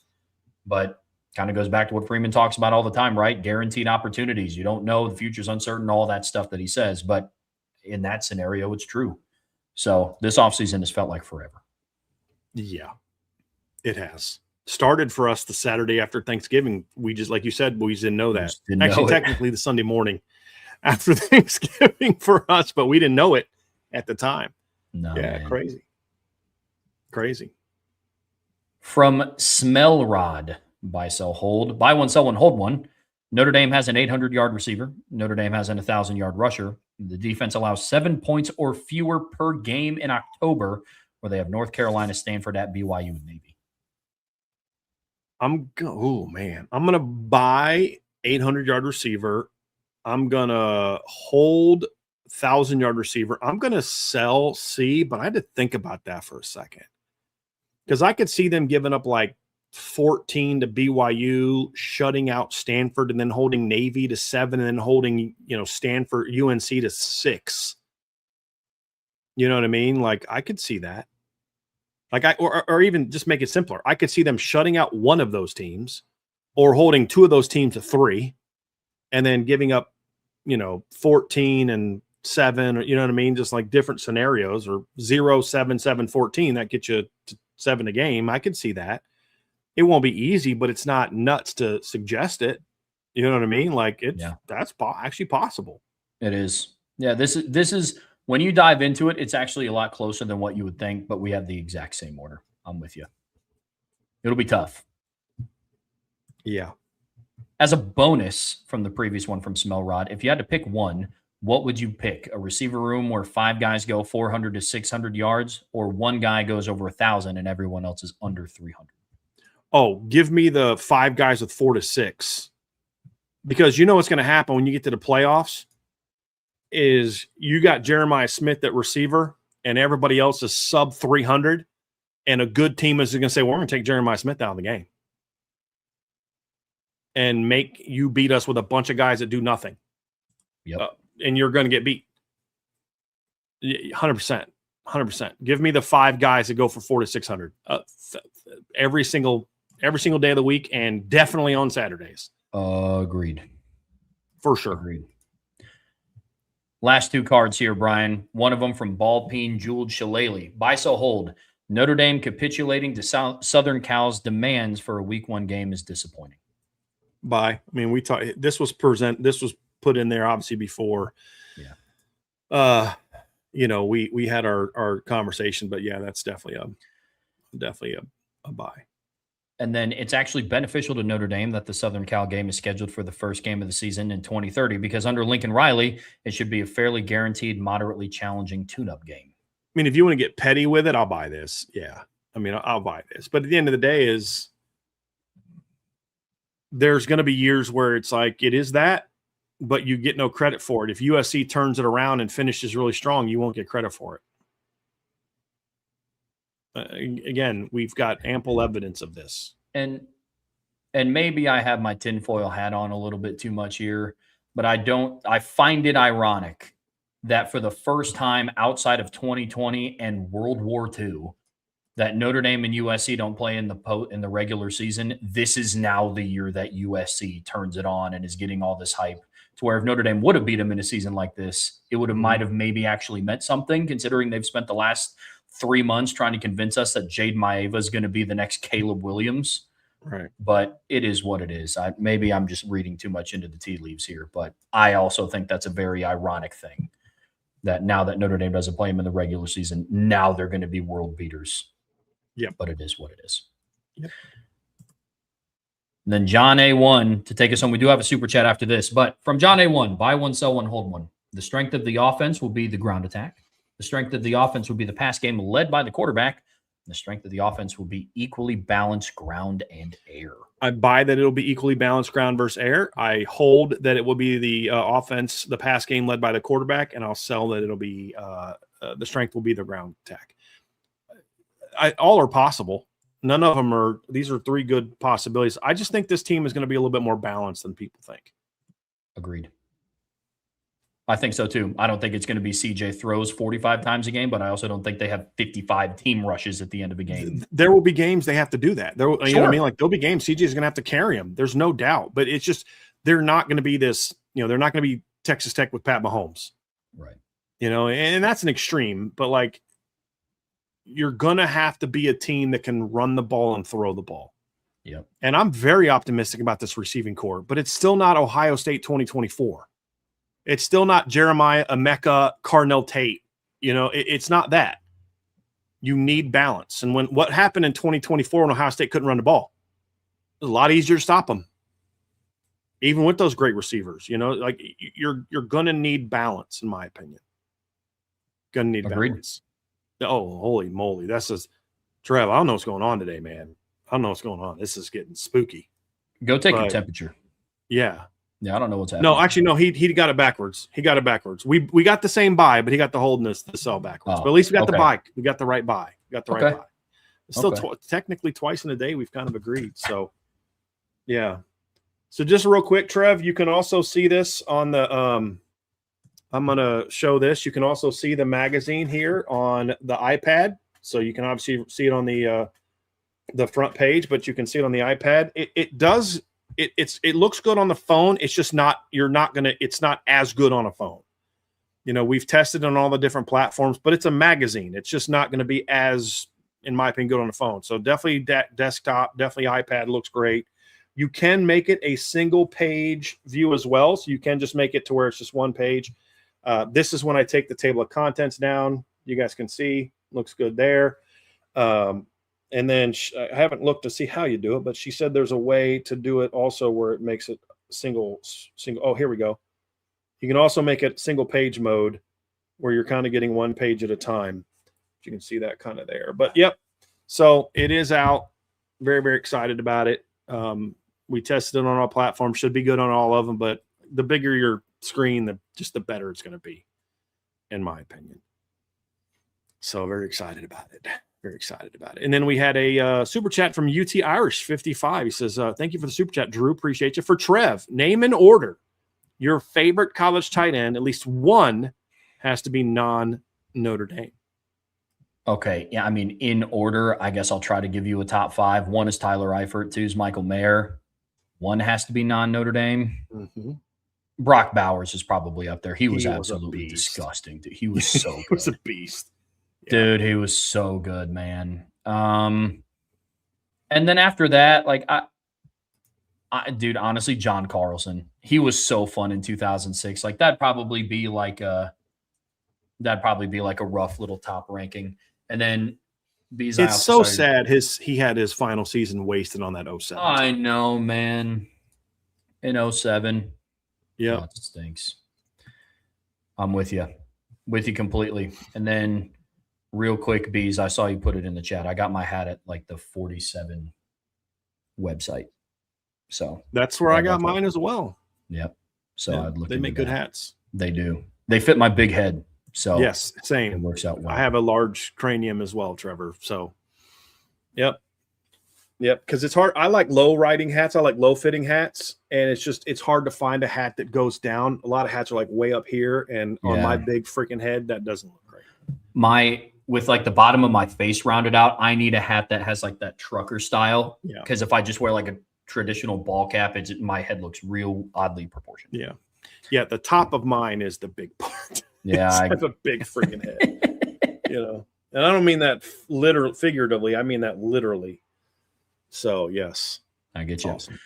Well, folks, that's going to do it for us here today on the Irish Breakdown Podcast. If you guys haven't gotten the hint already, get on the premium message boards at boards@irishbreakdown.com. The inaugural Irish Breakdown magazine is now officially up and running. Definitely going to want to check that out. On your way out of the show, be sure to hit that like, hit that subscribe, hit that notification bell. Be sure to share this podcast with your friends, family, anybody that you know loves Notre Dame and college football as much as you do. But as always, please, please, please subscribe to the premium message boards at boards.irishbreakdown.com. Guys, go live on IB Nation Sports Beat here in about 35 minutes. But until next time, that is Brian. I'm Trevor. We'll see you back here very, very soon on the Irish Breakdown Podcast. Appreciate y'all. Carl Floyd, I see you just signed up. Appreciate you, man. Thank you. Thank you for everybody that signed up. We had another person sign up. Appreciate y'all. Check it out. Ann just pulled it up on her phone. It looks amazing on the phone too, guys. It's going to be awesome. Love y'all. Thank you so much for your support. We'll talk to you again here soon.